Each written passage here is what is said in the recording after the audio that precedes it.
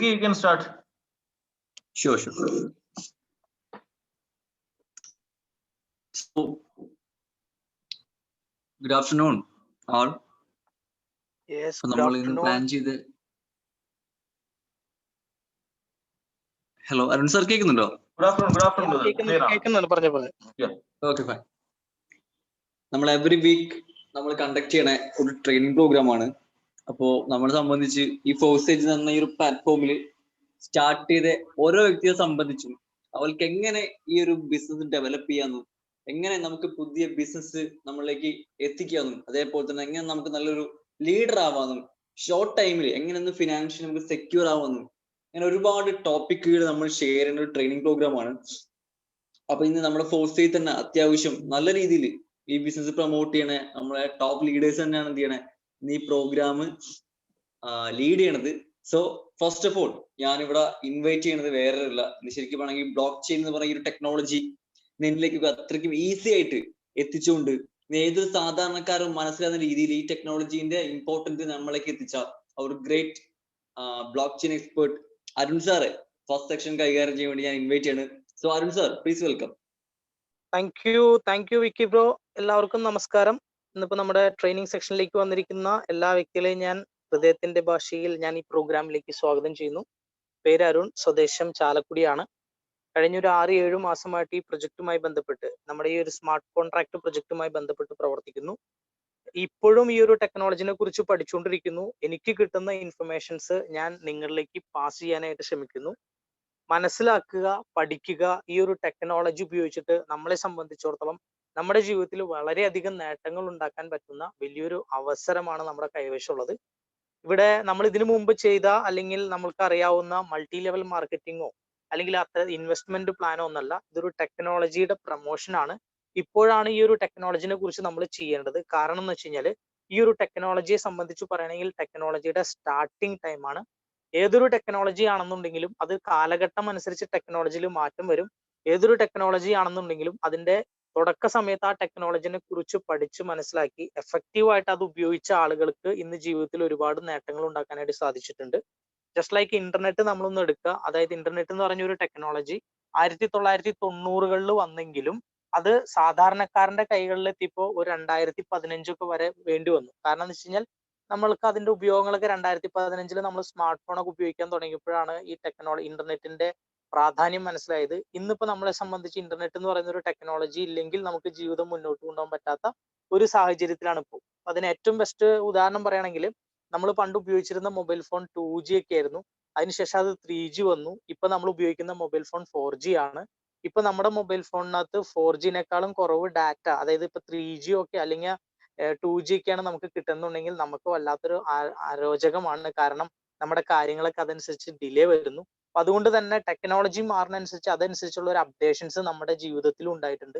അപ്പൊ അതേ ടെക്നോളജിനെ ആരൊക്കെ എഫക്റ്റീവായിട്ട് ഉപയോഗിച്ചിട്ടുണ്ടോ അവരൊക്കെ ആ ഒരു ടെക്നോളജി ഉപയോഗിച്ചിട്ട് ജീവിതത്തിൽ വലിയ നേട്ടങ്ങൾ ഉണ്ടാക്കിയിട്ടുണ്ട്. അതിന് ഏറ്റവും ബെറ്റർ ആയിട്ടുള്ള ഒരു ഉദാഹരണം പറയുകയാണെന്നുണ്ടെങ്കിൽ ആമസോൺ, ഫേസ്ബുക്ക്, അതുപോലെ തന്നെ ബൈജൂസ് ആപ്പ്, അവരൊക്കെ ഇന്റർനെറ്റ് എന്ന് പറയുന്ന ടെക്നോളജിയുടെ ആ ഒരു സാധ്യത മനസ്സിലാക്കിക്കൊണ്ട് പ്രവർത്തിച്ച ആളുകളാണ്.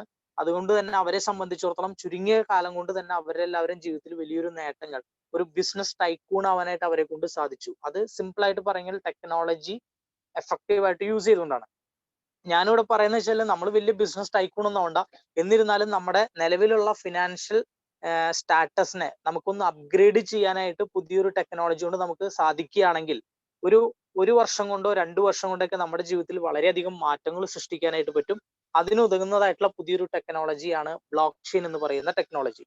ഈ ബ്ലോക്ക് ചെയിൻ ടെക്നോളജിയെ സംബന്ധിച്ച് പറയുകയാണെങ്കിൽ ഇതിന്റെ എക്സ്പ്ലനേഷൻ, ഇതിന്റെ ഡെഫിനേഷൻ പ്രകാരമാണ് block chain is a system of recording information which is impossible to change or hack the system. എടുത്തു പറയുകയാണെന്നുണ്ടെങ്കിൽ ഇന്റർനെറ്റ് ഉപയോഗിക്കുന്ന പോലെ തന്നെ നമുക്ക് നമ്മുടെ ഡാറ്റാസും ഇൻഫർമേഷൻസ് ഒക്കെ ഷെയർ ചെയ്യാനും അത് റെക്കോർഡ് ചെയ്യാനും ഉപയോഗിക്കാവുന്ന ഒരു ടെക്നോളജിയാണ് ബ്ലോക്ക് ചെയിൻ. ഈ ബ്ലോക്ക് ചെയിന്റെ ഏറ്റവും വലിയൊരു പ്രാധാന്യം തന്നെ പ്രത്യേകത എന്താന്ന് വെച്ച് കഴിഞ്ഞാൽ വൺസ് നമ്മൾ റെക്കോർഡ് ചെയ്ത ഒരു പ്രോഗ്രാം ആയിക്കോട്ടെ, അല്ലെങ്കിൽ ഒരു ഡാറ്റ ആയിക്കോട്ടെ, അല്ലെങ്കിൽ ഒരു ഇൻഫർമേഷൻ ആയിക്കോട്ടെ, അത് ഒരു കാരണവശാലും ഡിലീറ്റ് ചെയ്യാനോ ചേഞ്ച് ചെയ്യാനോ സാധിക്കില്ല എന്നുള്ളതാണ് ഈ ഒരു ടെക്നോളജിയുടെ ഏറ്റവും വളരെ പ്രധാനമായിട്ടുള്ള ഒരു സവിശേഷത. ഈ ബ്ലോക്ക് ചെയിൻ ടെക്നോളജി എന്താണെന്നുള്ള ഞാൻ സിമ്പിൾ ആയിട്ടൊന്ന് ഡിഫൈൻ ചെയ്യാം. അത് ഇപ്രകാരമാണ്. ഇപ്പോ നമുക്കറിയാം ഒരു 4 വ്യക്തികൾ തമ്മിൽ ഒരുമിച്ച് ഒരു വീട് റെന്റിനെടുത്ത് താമസിക്കുകയാണെന്ന് കരുതാം. അപ്പൊ അവിടെ ഈ 4 വ്യക്തികളും കൂടിയിട്ടായിരിക്കും ആ വീടിന്റെ എക്സ്പെൻസ് ഒക്കെ മീറ്റ് ചെയ്യുന്നത്. അപ്പൊ അതിനകത്ത് ഒരു വ്യക്തി വന്നിട്ട് ചിലപ്പോൾ ആ വീട്ടിലേക്കുള്ള അരി പച്ചക്കറി സാധനങ്ങൾ വാങ്ങിച്ചു, ഒരു വ്യക്തി ചിലപ്പോൾ അതിന്റെ വാട്ടർ ബില്ല് അടച്ചു, ഒരു വ്യക്തി ചിലപ്പോൾ അതിനകത്ത് ഇലക്ട്രിസിറ്റി ബില്ല് അടച്ചു. അങ്ങനെ ഓരോ ബില്ലുകൾ അടയ്ക്കുന്നതും ഇവരെന്ത് ചെയ്യും, ഒരു ബുക്കിൽ അവിടെ നോട്ട് ചെയ്ത് വെക്കും. അതിനുശേഷം ഒരു മാസം അവസാനം അതിന്റെ ടോട്ടൽ കണക്കെടുത്തിട്ട് അതിനവര് വീതിക്കും. അപ്പോൾ ആർക്കൊക്കെ എത്രയൊക്കെ കൊടുക്കാനുണ്ടെന്നുള്ളത് അവിടെ അവർക്ക് അറിയാൻ പറ്റും. അതായത് ഇപ്പൊ ഇലക്ട്രിസിറ്റി ബില്ല് ഇന്ന ആൾ ഇത്ര രൂപ അടച്ചു, വാട്ടർ ബില്ല് ഇന്ന ആൾ ഇത്ര രൂപ അടച്ചു, സാധനങ്ങൾ വാങ്ങിച്ചു ഇന്ന ആൾ ഇത്ര രൂപയ്ക്ക് വാങ്ങിച്ചു എന്നുള്ളൊരു കണക്ക് നോക്കിയിട്ട് അവരവിടെ ഒരു മന്ത് എൻഡിൽ അവരത് കാൽക്കുലേറ്റ് ചെയ്തിട്ട് അവരതിനെ ഈക്വലായിട്ട് ഡിവൈഡ് ചെയ്ത് ആർക്കൊക്കെ എത്രയൊക്കെ പോരായ്മയുണ്ട് കൊടുക്കാനുണ്ടെന്നുള്ളതൊക്കെ അവര് പരസ്പരം അങ്ങോട്ടും ഇങ്ങോട്ടും കൈമാറ്റം ചെയ്യും. ഇതിനെ നമുക്ക് വേണമെങ്കിൽ പറയാം സെൻട്രലൈസ്ഡ് ലെഡ്ജർ എന്ന് പറയാം. ഇതാണ് ഇപ്പൊ നിലവിൽ നടന്നുകൊണ്ടിരിക്കുന്ന ഒരു പ്രോഗ്രാം നിൽക്കുക. ഇവിടെ ആർക്ക് വേണമെങ്കിലും പരസ്പരം വേണമെങ്കിൽ ചീറ്റ് ചെയ്യാനായിട്ട് സാധിക്കും. എന്ന് വെച്ച് കഴിഞ്ഞാൽ ഇവിടെ ഒറ്റ ലെഡ്ജറിലാണ് ഇത് റെക്കോർഡ് ചെയ്ത് വെക്കുന്നത്. അപ്പൊ ഒരു വ്യക്തിക്ക് വിചാരിക്കുകയാണ് ഇതിൽ അദ്ദേഹം വേണമെന്നുണ്ടെങ്കിൽ മറ്റുള്ള ആളുകളെ ചീറ്റ് ചെയ്യാൻ വേണ്ടിയിട്ട് വേണമെങ്കിൽ ഇപ്പോ തുക കൂടുതൽ എഴുതാം. ഇപ്പൊ ഫോർ എക്സാമ്പിൾ ഇപ്പോ കടയിൽ പോയിട്ട് സാധനങ്ങൾ വാങ്ങിച്ചു, ചിലപ്പോൾ 400 രൂപയായിരിക്കും ചെലവായി. എന്തായത് അത് ഇയാൾക്ക് വേണമെങ്കിൽ അത് 500 രൂപ എന്ന് വേണമെങ്കിൽ അവിടെ എഴുതി വെക്കാം. അല്ലെങ്കിൽ ആ എഴുതിയത് വേണമെങ്കിൽ വെട്ടി തിരുത്തിട്ട് വീണ്ടും അടുത്ത ഒരു എൻട്രി അതിനകത്ത് ഇടാനായിട്ട് സാധിക്കും. അപ്പോ ഈ ഒരു സെൻട്രലൈസ്ഡ് ലെഡ്ജർ എന്ന് പറയുന്ന ഈ ഒരു സിസ്റ്റത്തിനകത്ത് ആർക്ക് വേണമെങ്കിലും ആരെയും വേണമെങ്കിലും പറ്റിക്കാനായിട്ട് സാധിക്കും, ചീറ്റിംഗ് നടത്താനായിട്ട് സാധിക്കുന്നുണ്ട്. അതേസമയം ഇതേ കണക്കുകൾ ഇവർ ഇപ്രകാരം ചെയ്യാൻ കരുതുക. അതായത് ഓരോ വ്യക്തികളുടെ കയ്യിലും ഓരോ അക്കൗണ്ട് ബുക്ക് ഉണ്ടാവും. ഇവർ ഓരോരുത്തരും ചെലവാക്കുന്ന തുക ഈ ബാക്കിയുള്ള വ്യക്തികളുടെയും പുസ്തകത്തിൽ എൻട്രി ചെയ്യണം. അതായത് ഇപ്പോൾ ഒരാള് പച്ചക്കറി വാങ്ങിച്ചു അതിന്റെ ബില്ല് ആണെങ്കിൽ അത് ബാക്കിയുള്ള 3 പേരുടെയും ബുക്കിൽ അതേ സമയത്ത് തന്നെ ഒരേ സമയത്ത് തന്നെ എൻട്രി ചെയ്യുമ്പോൾ ഇതിനകത്ത് ഒരു വ്യക്തി ചീറ്റ് ചെയ്യാനായിട്ട് തീരുമാനിച്ചാൽ അദ്ദേഹത്തിന്റെ ബുക്കിൽ മാത്രം തിരുത്തൽ വരുത്തിയിട്ട് കാര്യമില്ല. തിരുത്തുമ്പോൾ ബാക്കിയുള്ള ആളുകളുടെയും ബുക്ക് ഓഫ് അക്കൗണ്ട്സിനകത്ത് തിരുത്തുകൾ വരുത്തിയെങ്കിൽ മാത്രമാണ് അത് എന്താ പറയാ അവര് അത് ലാസ്റ്റ് കാൽക്കുലേറ്റ് ചെയ്യുമ്പോൾ ആ ഒരു എൻട്രി വാല്യൂഡ് ആവുള്ളൂ. ഈ ഒരു ടെക്നിക്കിന് പറയുന്നതാണ് ഡീസെൻട്രലൈസ്ഡ് ലെഡ്ജർ എന്ന് പറയും. അപ്പൊ ഇവിടെ ഒരു വ്യക്തി വിചാരിക്കുകയാണ് ഒരു എമൗണ്ട് ചേഞ്ച് ചെയ്യണമെന്ന് വിചാരിച്ചു കഴിഞ്ഞാൽ അയാളുടെ ബുക്കിൽ മാത്രം ചേഞ്ച് ചെയ്താൽ പോരാ, മറ്റു 3 ആളുകളുടെയും കൈവശിരിക്കുന്ന അക്കൗണ്ട് ബുക്കിനകത്ത് ആ ചേഞ്ചസ് വരുത്തിയെങ്കിൽ മാത്രമാണ് അത് അവിടെ വാല്യൂഡ് ആവുള്ളൂ. അപ്പൊ അത് പ്രാക്ടിക്കലി പോസിബിൾ ആയിട്ടുള്ള ഒരു കാര്യമില്ല. ഈ ഒരു സിസ്റ്റത്തിനെയാണ് ഡീസെൻട്രലൈസ്ഡ് ലെഡ്ജർ എന്ന് പറയുന്നത്. ഇതാണ് ഇവിടെ ബ്ലോക്ക് ചെയിൻ ടെക്നോളജി കൊണ്ട് ഉദ്ദേശിക്കുന്നത്. അവിടെ ഒരു ബ്ലോക്ക് ചെയിൻ ടെക്നോളജിയിൽ ഡാറ്റാസ് ഇപ്രകാരമാണ് ക്രിയേറ്റ് ചെയ്യപ്പെടുന്നത്. ഒരു വ്യക്തി ഒരു ട്രാൻസാക്ഷൻ നടത്തുമ്പോൾ അത് ബ്ലോക്ക് ആയിട്ട് രൂപാന്തരപ്പെടുകയും ആ ബ്ലോക്ക് ആ സിസ്റ്റത്തിനകത്ത് അല്ലെങ്കിൽ ആ പ്രോഗ്രാമിലുള്ള എല്ലാ കമ്പ്യൂട്ടേഴ്സിലേക്കും അതിന്റെ ഡ്യൂപ്ലിക്കേറ്റഡ് കോപ്പി എന്താ പറയും സെൻഡ് ചെയ്യും. അതിനകത്ത് ഇപ്പൊ ഒരു 100 കമ്പ്യൂട്ടേഴ്സ് ആ പ്രോഗ്രാമിൽ ഉണ്ടെങ്കിൽ അതിനകത്ത് 51%, അതായത് പകുതിയിലധികം കമ്പ്യൂട്ടേഴ്സ് ആ ഡാറ്റേനെ വെരിഫൈ ചെയ്ത് അത് അപ്രൂവ് ചെയ്തെങ്കിൽ മാത്രമാണ് ആ ബ്ലോക്ക് ആ ഒരു സിസ്റ്റത്തിലേക്ക് അല്ലെങ്കിൽ ആ പ്രോഗ്രാമിലേക്ക് ആഡ് ആവുള്ളൂ. അതിനാണ് ബ്ലോക്ക് ചെയിൻ ടെക്നോളജി എന്ന് പറയുന്നത്. അപ്പൊ ഇവിടെ ഒരാൾക്ക് വേറെ ആളുകളെ ചീറ്റ് ചെയ്യാൻ സാധിക്കില്ല. വൺസ് ഒരു ഡാറ്റ എൻ്റർ ആയി കഴിഞ്ഞാൽ ആ ഡാറ്റ മറ്റു കമ്പ്യൂട്ടേഴ്സിലേക്കൊക്കെ പോയിട്ട് അത് അവിടെ നിന്ന് എന്താ പറയുക അപ്രൂവ് ചെയ്തിട്ടാണ് ഈ സിസ്റ്റത്തിലേക്ക് കയറുന്നത്. വൺസ് ഈ പ്രോഗ്രാമിലേക്ക് ആ ഡാറ്റ കയറി കഴിഞ്ഞാൽ അത് ആരെ കൊണ്ട് പോലും ചേഞ്ച് ചെയ്യാനോ ഡിലീറ്റ് ചെയ്യാനോ സാധിക്കില്ല എന്നുള്ളതാണ് ഈ ടെക്നോളജിയുടെ ഏറ്റവും പ്രധാനപ്പെട്ട സവിശേഷത. ഇതാണ് ബ്ലോക്ക് ചെയിൻ ടെക്നോളജി. അപ്പൊ ഇത് ഇന്റർനാഷണൽ ലെവലിൽ പല രാജ്യത്തുള്ള ആളുകൾ ഒരു പ്രോഗ്രാമിലേക്ക് വരുമ്പോൾ അത് ഓരോ റെക്കോർഡ്സ് അല്ലെങ്കിൽ ഓരോ ഡാറ്റാസ് ക്രിയേറ്റ് ചെയ്യുന്നത് ഇതേപോലെ ചെയിൻ ഓരോ ബ്ലോക്കുകളും ചെയിനായി ഇങ്ങനെ പോകും. ഇത്രയും സെക്യൂരിറ്റി ഈ ഒരു പ്രോഗ്രാമിനകത്ത് ഉണ്ട്.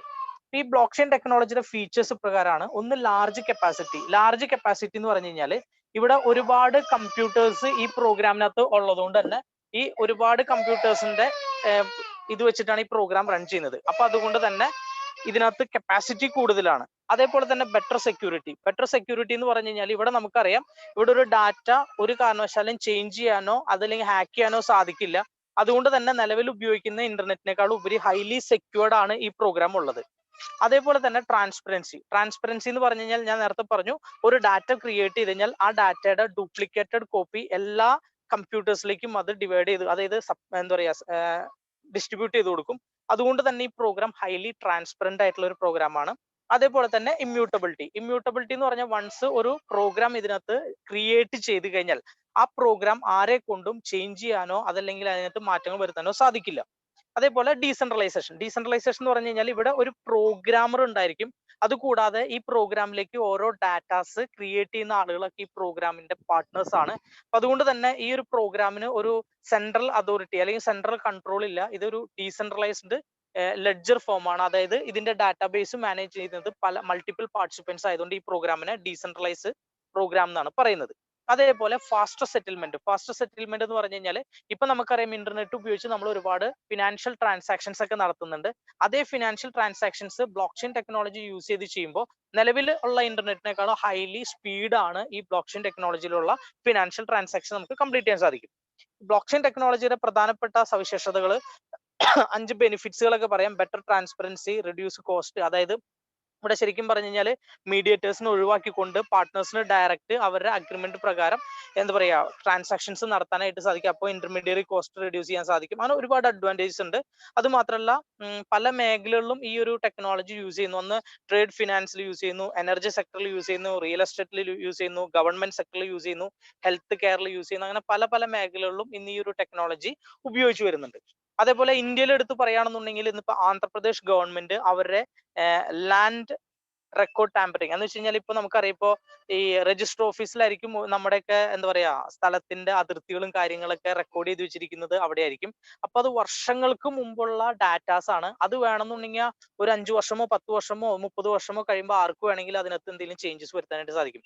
പക്ഷെ ഇതേ ഡാറ്റാസ് ബ്ലോക്ക് ചെയിൻ ടെക്നോളജിയിലാണ് എൻട്രി ചെയ്തിരിക്കുന്നുണ്ടെങ്കിൽ അത് ഒരു കാലത്തും ചേഞ്ചസ് ചെയ്യാൻ സാധിക്കില്ല. അതുകൊണ്ട് തന്നെ ആന്ധ്രാപ്രദേശ് ഗവൺമെന്റ് അവരുടെ ഈ പറയുന്ന ലാൻഡ് റെക്കോർഡ്സ് ഒക്കെ അവിടെ ഈ പറയുന്ന ടെക്നോളജി ബ്ലോക്ക് ചെയിൻ ടെക്നോളജിയിലാണ് അവർ റെക്കോർഡ് ചെയ്ത് വെക്കുന്നത്.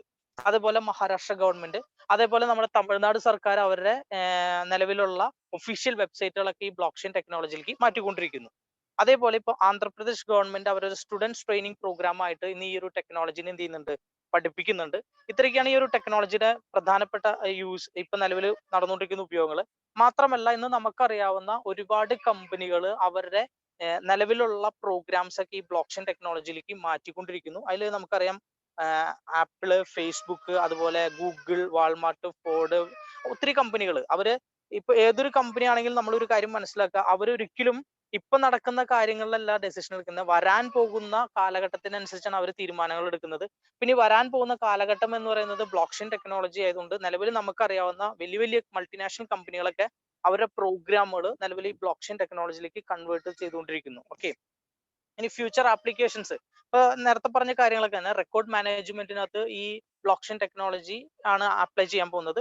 അതേപോലെ തന്നെ പ്രധാനമായിട്ടും വരുന്ന ഒരു മേഖലയാണ് സ്മാർട്ട് കോൺട്രാക്ട്, അതേപോലെ തന്നെ ഡിജിറ്റൽ കറൻസി. ഇന്നിപ്പോ ഏറ്റവും കൂടുതൽ കൺഫ്യൂഷൻ ഉണ്ടായിക്കൊണ്ടിരിക്കുന്ന ഒരു മേഖലയും കൂടിയാണ് ഡിജിറ്റൽ കറൻസി. ഇപ്പൊ ഡിജിറ്റൽ കറൻസി എന്ന് പറയുമ്പോൾ അവിടെ നമ്മൾ ഒരു കാര്യം മനസ്സിലാക്കുക, അവിടെ ഈ വെർച്വൽ ട്രാൻസാക്ഷൻസ് കൂടുതൽ നടക്കുന്ന ഒരു മേഖലയാണ് ഡിജിറ്റൽ കറൻസി. എന്ന് വെച്ച് കഴിഞ്ഞാൽ ജസ്റ്റ് ഒന്ന് എക്സ്പ്ലെയിൻ ചെയ്യാത്, പണ്ട് കാലഘട്ടത്തിൽ ബാർട്ടർ സിസ്റ്റം ആയിരുന്നു. ബാർട്ടർ സിസ്റ്റം എന്ന് പറയുമ്പോൾ അവിടെ ഒരു വ്യക്തി അയാളുടെ കയ്യിലിരിക്കുന്ന ഉൽപ്പന്നം മറ്റൊരു വ്യക്തിക്ക് കൊടുക്കുകയും ആ വ്യക്തിയുടെ കയ്യിലിരിക്കുന്ന ഉൽപ്പന്നം ഇയാൾ വാങ്ങിക്കുകയും ചെയ്യുന്നു. അതെന്ന് വെച്ച് കഴിഞ്ഞാൽ രണ്ട് പ്രോഡക്റ്റുകൾ തമ്മിൽ പരസ്പരം കൈമാറുന്നു. അപ്പൊ അവിടെ ശരിക്കും പറഞ്ഞ ഒരു ഫിസിക്കൽ എന്താ പറയാ ട്രാൻസാക്ഷൻ അല്ലെങ്കിൽ ഫിസിക്കൽ ട്രാൻസ്ഫോം ഓഫ് പ്രോഡക്റ്റ് നടക്കുന്നുണ്ട്. അതേസമയം അതിനുശേഷം പിന്നെ മെറ്റൽ കറൻസികൾ വന്നപ്പോൾ അവിടെ ഗോൾഡ് കോയിൻസും സിൽവർ കോയിൻസും വെച്ചിട്ടാണ് ട്രാൻസാക്ഷൻസ് ചെയ്യാൻ തുടങ്ങിയത്. അപ്പോഴും ഈ ഫിസിക്കൽ ട്രാൻസാക്ഷൻ നടക്കുന്നുണ്ടെന്ന് വെച്ച് കഴിഞ്ഞാൽ നമ്മൾ ഒരു ഉൽപ്പന്നം വാങ്ങിച്ചു കഴിഞ്ഞാൽ മറിച്ചൊരാൾക്ക് ഗോൾഡ് കോയിൻ കൊടുക്കുമ്പോൾ അവിടെ ഒരു എന്താ പറയാ തൊട്ട് നോക്കാൻ പറ്റാവുന്ന ഒരു ഫിസിക്കൽ ആയിട്ടുള്ള ഒരു എന്തെങ്കിലും ഒരു വസ്തുവാണ് നമ്മുടെ അവിടെ കൊടുക്കുന്നത്. അതിനുശേഷം വന്നതാണ് പറയുന്ന പേപ്പർ കറൻസി. പേപ്പർ കറൻസിയെ സംബന്ധിച്ച് പറയണമെങ്കിൽ ഓരോ രാജ്യത്തിനെ സംബന്ധിച്ച് ഓരോ കറൻസികളുണ്ട്. ഇപ്പൊ നമ്മുടെ രാജ്യത്തിലാണെങ്കിൽ ഇന്ത്യൻ റുപ്പി, അമേരിക്കയ്ക്കാണെങ്കിൽ ഡോളർ, ഓരോ രാജ്യത്തിന് ഓരോ കറൻസികൾ വന്നു. അവിടെയും ഫിസിക്കൽ ട്രാൻസാക്ഷൻ നടക്കുന്നത്. അതായത് നമ്മളിപ്പോ കടയിൽ പോയി സാധനം വാങ്ങിച്ചു കഴിഞ്ഞാൽ തീർച്ചയായിട്ടും നമ്മൾ നമ്മുടെ കൈവശമുള്ള പണം അവിടെ കൈമാറ്റം ചെയ്യുന്നു. അതിനുശേഷം ഇന്റർനെറ്റ് എന്ന് പറയുന്ന ഒരു ടെക്നോളജി വന്നപ്പോഴാണ് വെർച്വൽ ട്രാൻസാക്ഷൻസിന്റെ ആരംഭം. ഇന്റർനെറ്റ് എന്ന് പറഞ്ഞ ടെക്നോളജി വന്നപ്പോൾ നിലവിൽ നമ്മൾ എന്ത് ചെയ്തു, ഒരു പ്ലാസ്റ്റിക് കാർഡ് ഉപയോഗിച്ച് നമുക്ക് ട്രാൻസാക്ഷൻസ് ചെയ്യാൻ പറ്റാവുന്ന ഒരു അവസ്ഥയിലേക്ക് മാറി. അപ്പൊ അവിടെ മുതൽ വെർച്വൽ ട്രാൻസാക്ഷൻസ് ആണ് നടക്കാൻ തുടങ്ങിയത്. എന്ന് വെച്ച് കഴിഞ്ഞാൽ അവിടെ ഒരു കാരണവശാലും പണം പരസ്പരം കൈമാറുന്നില്ല. പകരം എന്ത് ചെയ്യുന്നു, നമ്മൾ നമ്മുടെ കാർഡ് ഉപയോഗിച്ച് നമ്മുടെ അക്കൗണ്ടിൽ പുതിയ ഒരു ലെഡ്ജർ ക്രിയേറ്റ് ചെയ്യാണ്. അതായത് നമ്മൾ ഒരു ഉൽപ്പന്നമോ അല്ലെങ്കിൽ ഒരു സേവനമോ വാങ്ങിച്ചു കഴിഞ്ഞാൽ തീർച്ചയായിട്ടും നമ്മുടെ കാർഡ് സ്വൈപ്പ് ചെയ്ത് നമ്മൾ അതിനകത്ത് ടൈപ്പ് ചെയ്ത് കൊടുക്കുമ്പോൾ നമ്മളുടെ അക്കൗണ്ടിൽ നിന്നും ഒരു എമൗണ്ട് കുറഞ്ഞിട്ട് അടുത്ത ആളുടെ അക്കൗണ്ടിൽ ആ എമൗണ്ട് കൂടുക ചെയ്യുന്നത്. അപ്പൊ അവിടെ ഒരു ലെഡ്ജർ പോസ്റ്റിംഗ് മാത്രമാണ് നടക്കുന്നത്. അന്ന് മുതൽ ശരിക്കും പറഞ്ഞാൽ വെർച്വൽ ട്രാൻസാക്ഷൻസ് ആരംഭിച്ചു തുടങ്ങി. അതിനുശേഷം കുറച്ചും കൂടി ടെക്നോളജി ഡെവലപ്പ് ആയപ്പോൾ അതേ ഇന്റർനെറ്റിനകത്ത് തന്നെ ഇപ്പോൾ സ്മാർട്ട് ഫോണുകൾ ഉപയോഗിച്ച് നമ്മൾ വെർച്വൽ ട്രാൻസാക്ഷൻസ് ചെയ്യാനായിട്ട് ആരംഭിച്ചു. ഇനി വരാൻ പോകുന്ന ഒരു ടെക്നോളജിയാണ് ബ്ലോക്ക് ചെയിൻ ടെക്നോളജി. ഈ ബ്ലോക്ക് ചെയിൻ ടെക്നോളജി വരുമ്പോൾ അവിടെ നമ്മൾ ഉപയോഗിക്കാൻ പോകുന്ന കറൻസികളാണ് ക്രിപ്റ്റോ കറൻസികൾ. എന്ന് വെച്ച് കഴിഞ്ഞാൽ ഈ ബ്ലോക്ക് ചെയിൻ ടെക്നോളജിയിലൂടെ നമുക്ക് കൈകാര്യം ചെയ്യാനായിട്ട് ക്രിപ്റ്റോഗ്രാഫി എന്ന് പറയുന്ന ടെക്നോളജിയാണ് ബ്ലോക്ക് ചെയിനിൽ യൂസ് ചെയ്യുന്നതുകൊണ്ട് തന്നെ അവിടെ ക്രിപ്റ്റോ കറൻസികളാണ് നമുക്ക് ട്രാൻസാക്ഷൻ ചെയ്യാനായിട്ട് വേണ്ടി വരുന്നത്.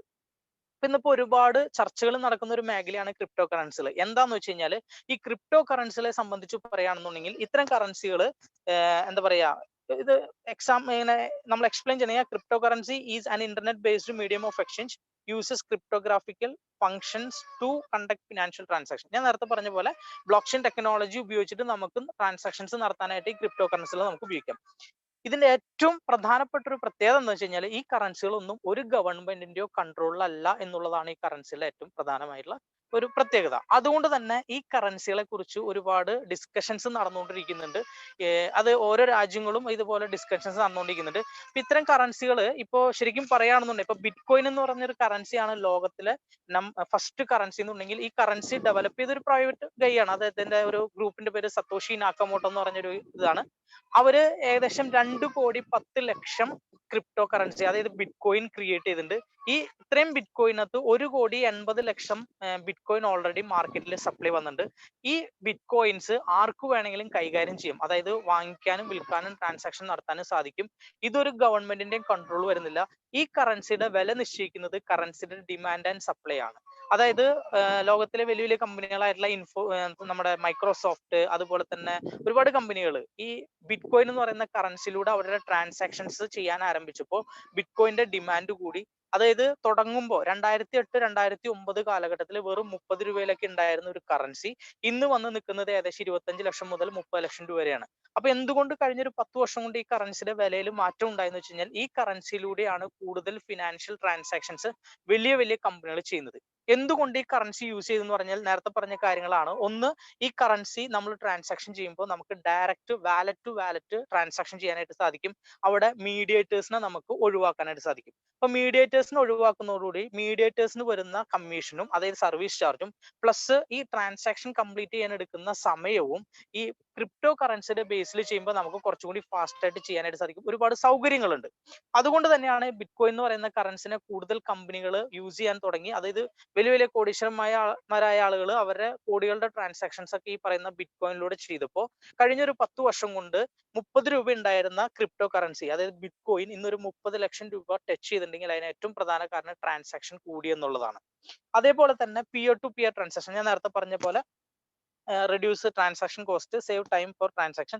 ഇപ്പൊ ഒരുപാട് ക്രിപ്റ്റോ കറൻസികൾ ഓൾറെഡി മാർക്കറ്റിൽ അവൈലബിൾ ആയിട്ടുണ്ട്. അപ്പൊ ഈ ക്രിപ്റ്റോ കറൻസികളൊക്കെ ഉണ്ടാക്കിയിരിക്കുന്നത് ഓരോ പ്രൈവറ്റ് ഗ്രൂപ്പുകളാണെങ്കിൽ അത് ക്രിപ്റ്റോ കറൻസി വൺസ് ലിസ്റ്റ് ചെയ്ത് കഴിഞ്ഞാൽ ആ ക്രിപ്റ്റോ കറൻസിയിൽ ഒരാൾക്കും അവകാശപ്പെടാൻ പറ്റില്ല. അതായത് ആ കറൻസികൾ ആരുടെ കൈവശമാണോ ഉള്ളത് അവരാണ് അതിന്റെ ഓണേഴ്സ്. എന്നാൽ ഇപ്പൊ നമ്മുടെ രാജ്യത്തെ സംബന്ധിച്ചിടത്തോളം ഇന്നിപ്പോ ഒരുപാട് ചർച്ചകൾ നടക്കുന്നുണ്ട്. ഇതിൽ ഏറ്റവും പ്രധാനപ്പെട്ട ക്രിപ്റ്റോ കറൻസികളാണ് ഞാൻ ഇവിടെ ജസ്റ്റ് ഒന്ന് മെൻഷൻ ചെയ്തിരിക്കുന്നത്. നിങ്ങൾക്ക് ആർക്ക് വേണമെങ്കിലും വെരിഫൈ ചെയ്യാം. കോയിൻ മാർക്കറ്റ് ക്യാപ്പ് എന്ന് പറയുന്ന ഒരു വെബ്സൈറ്റ് നമ്മൾ ഓപ്പൺ ചെയ്ത് കഴിഞ്ഞാൽ ഇന്ന് ലോകത്തിൽ ലിസ്റ്റ് ചെയ്യപ്പെട്ടിരിക്കുന്ന എല്ലാവിധ കറൻസികളുടെയും ഫുൾ ഡീറ്റെയിൽസ് നമുക്ക് അവിടെ കളക്ട് ചെയ്യാനായിട്ട് സാധിക്കും. അതിൽ നമ്പർ 1 നിൽക്കുന്നത് ബിറ്റ് കോയിൻ ആണ്. അതിനുശേഷം വന്നിരിക്കുന്നത് എത്തേറിയം ആണ്. അതേപോലെ ഒരുപാട് കറൻസികൾ ഉണ്ട്. അതിന് 20ാമത്തെ റാങ്കിൽ നിൽക്കുന്ന കറൻസിയാണ് ട്രോൺ എന്ന് പറയുന്ന കറൻസി. ഇപ്പൊ ഞാനിവിടെ ട്രോണിനെ കുറിച്ച് കൂടുതൽ പറയാനുള്ള കാര്യം എന്ന് വെച്ച് കഴിഞ്ഞാൽ ഇനി വരും ഭാവിയിൽ ഏറ്റവും കൂടുതൽ ഗ്രോത്ത് റേറ്റ് കാണിക്കാൻ പോകുന്ന ഒരു കറൻസിയാണ് ട്രോൺ കറൻസി. അതേപോലെ തന്നെ ഇന്ന് വെറും 2 രൂപ 50 പൈസയ്ക്ക് ഉള്ളിൽ നിൽക്കുന്ന ഈ ഒരു കറൻസി ഇപ്പൊ നമുക്ക് കൂടുതൽ കളക്ട് ചെയ്യാനായിട്ട് സാധിച്ചാൽ ഒരു 3 വർഷം കൊണ്ട് ഈ കറൻസിയുടെ വില ഒരു 100 രൂപയോ 1000 രൂപയൊക്കെ ആയിക്കഴിഞ്ഞാൽ നമ്മളെ സംബന്ധിച്ചിടത്തോളം അത് വലിയൊരു അസറ്റ് ആണ്. കാരണം 10 വർഷം മുമ്പ് ഒരു ബിറ്റ് കോയിന് 30 രൂപയിൽ താഴെ ആയിരുന്നുണ്ടെങ്കിൽ ഇന്നൊരു ബിറ്റ് കോയിന്റെ വില ഏകദേശം 30 ലക്ഷം രൂപയാണ്. അത് അന്ന് നമ്മൾ അറിഞ്ഞില്ല. അതിനുശേഷം എത്തേറിയം ഗ്രോ ചെയ്തു. ഒരുപാട് കറൻസികൾ ഉണ്ട്. പക്ഷെ ഇനിയിപ്പോ ഫ്യൂച്ചറിൽ ഏറ്റവും കൂടുതൽ ഗ്രോത്ത് റേറ്റ് കാണിക്കാൻ പോകുന്ന ഒരു കറൻസിയാണ് ട്രോൺ. എന്തുകൊണ്ടാണ് ട്രോണിനെ അങ്ങനെ സെലക്ട് ചെയ്യാനുള്ള കാരണം എന്ന് വെച്ച് കഴിഞ്ഞാൽ നിലവിൽ എത്തേറിയം കറൻസിയാണ് ബിറ്റ് കോയിന് ശേഷം വളരെയധികം ഗ്രോത്ത് റേറ്റ് കാണിച്ചിരുന്നത്, ഫാസ്റ്റ് ഗ്രോത്ത് റേറ്റ് കാണിച്ചിരിക്കുന്ന ഒരു കറൻസി. അതിനെന്താ കാരണങ്ങൾ എന്ന് വെച്ച് കഴിഞ്ഞാൽ ബിറ്റ് കോയിൻ ചെയ്യുന്നതിനേക്കാൾ കൂടുതൽ പ്രോഗ്രാമുകൾ എത്തേറിയത്തിൽ ചെയ്യാൻ പറ്റുന്നുണ്ട്. എത്തേറിയത്തിന്റെ യൂസേജ് കൂടി, അതുകൊണ്ട് തന്നെ എത്തേറിയത്തിന്റെ ഡിമാൻഡും കൂടിക്കൊണ്ടിരിക്കുന്നു. ഇന്നിപ്പോ 1 ലക്ഷം രൂപ വരെ ടച്ച് ചെയ്തിട്ടുണ്ട്. ഒരു 4 വർഷം മുമ്പ് 160 165 രൂപ ഉണ്ടായിരുന്ന കറൻസി 4 വർഷം കഴിഞ്ഞപ്പോൾ 1 ലക്ഷം രൂപയിലേക്ക് എത്തിയിട്ടുണ്ട്. വരുന്ന ഒരു 5 വർഷം കൂടി കഴിയുമ്പോൾ ഇതേ ബിറ്റ് കോയിനെ പോലെ തന്നെ എത്തേറിയം ഡെവലപ്പ് ചെയ്യുന്നുള്ള കാര്യത്തിൽ 100% ഷുവർ ആണ്. അപ്പോൾ ഈ എത്തേറിയത്തിന്റെ സെയിം പ്രോഗ്രാം തന്നെയാണ് ട്രോൺ എന്ന് പറയുന്ന കറൻസി കൊണ്ട് നമുക്ക് ചെയ്യാൻ സാധിക്കുന്നത്.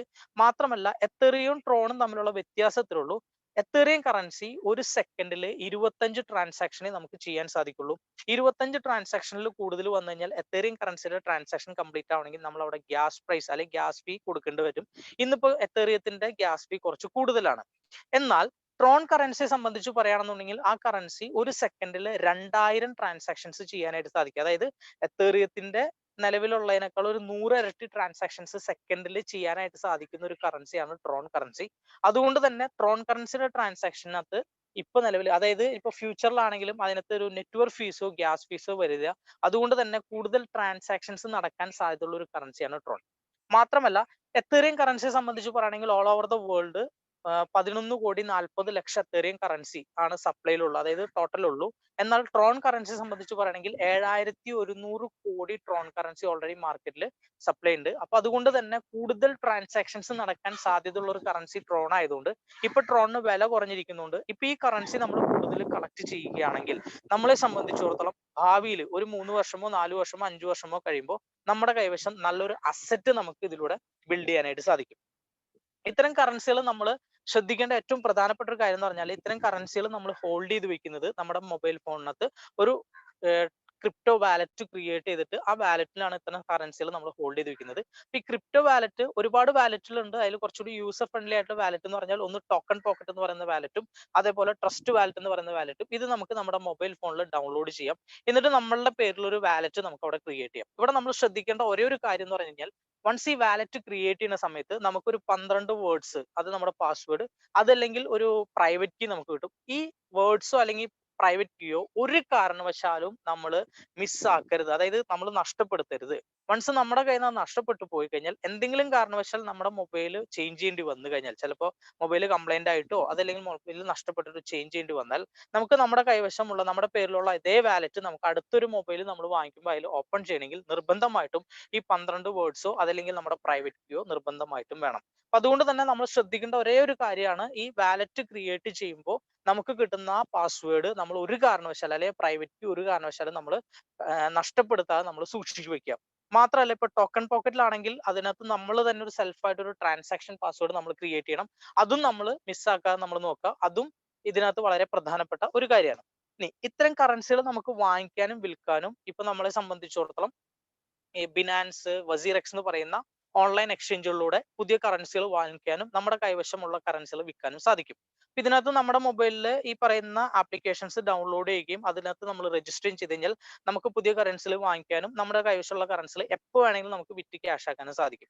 അപ്പോൾ അസറ്റ് എന്ന് പറയുമ്പോൾ നമുക്കറിയാം ലാൻഡ്, ഗോൾഡ്, ഇതൊക്കെയാണ് അസറ്റ്. അതിനകത്ത് ഏറ്റവും കൂടുതൽ ലിക്വിഡിറ്റി ഉള്ള അസറ്റ് എന്ന് പറയുന്നത് ഗോൾഡ് ആണ്. പക്ഷെ ഗോൾഡിനെ സംബന്ധിച്ചിടത്തോളം ഇപ്പൊ ലിക്വിഡിറ്റി എന്ന് പറഞ്ഞാൽ എളുപ്പത്തിൽ ക്യാഷ് ആക്കാൻ പറ്റുന്നത്. ഗോൾഡിനെ സംബന്ധിച്ച് പറയുകയാണെന്നുണ്ടെങ്കിൽ ഈ ഗോൾഡ് നമുക്ക് ഡേ ടൈമിൽ നമുക്ക് എന്ത് ചെയ്യാൻ, ഡേ ടൈമിൽ മാത്രമേ നമുക്ക് ട്രാൻസാക്ഷൻസ് ചെയ്യാനായിട്ട് സാധിക്കുള്ളൂ. നമുക്കൊരു ആവശ്യം രാത്രിയിലാണ് വന്നതെന്നുണ്ടെങ്കിൽ ആ നേരത്ത് ഗോൾഡ് കയ്യിലുണ്ടായിട്ട് കാര്യമില്ല. എന്നാൽ അതേസമയം ക്രിപ്റ്റോ കറൻസിയെ സംബന്ധിച്ച് പറയുകയാണെന്നുണ്ടെങ്കിൽ ഈ ക്രിപ്റ്റോ കറൻസികൾ ഏത് സമയത്ത് വേണമെങ്കിലും നമുക്ക് എക്സ്ചേഞ്ച് ചെയ്യാനായിട്ട് സാധിക്കും. അതുകൊണ്ട് തന്നെ ഗോൾഡിനേക്കാളും കുറച്ചും കൂടുതൽ ലിക്വിഡിറ്റി ഉള്ള ഒരു കറൻസി അസറ്റ് ആണ് ഈ പറയുന്ന ക്രിപ്റ്റോ കറൻസികൾ. അപ്പൊ അതുകൊണ്ട് നമുക്ക് നല്ല എന്താ പറയാ ഒരു അസറ്റ് ആയിട്ട് എപ്പോ വേണമെങ്കിലും നമുക്ക് ക്യാഷ് ആക്കി മാറ്റാവുന്ന ഒരു അസറ്റ് ആയിട്ട് നമുക്ക് ഇതിനെ ഉപയോഗിക്കാം. ഇനി വളരെ പ്രധാനമായിട്ടൊരു കാര്യം പറയാനുള്ളത്, ഇന്നിപ്പോ മാതൃഭൂമി പത്രത്തിൽ വന്ന ഒരു വാർത്ത എന്നും പറഞ്ഞിട്ട് കുറച്ചു പേര് നമുക്ക് ഇത് അയച്ചിരുന്നു. ക്രിപ്റ്റോ കറൻസികൾക്ക് നിരോധനം, ഡിജിറ്റൽ കറൻസിയുമായി റിസർവ് ബാങ്ക് ഓഫ് ഇന്ത്യ.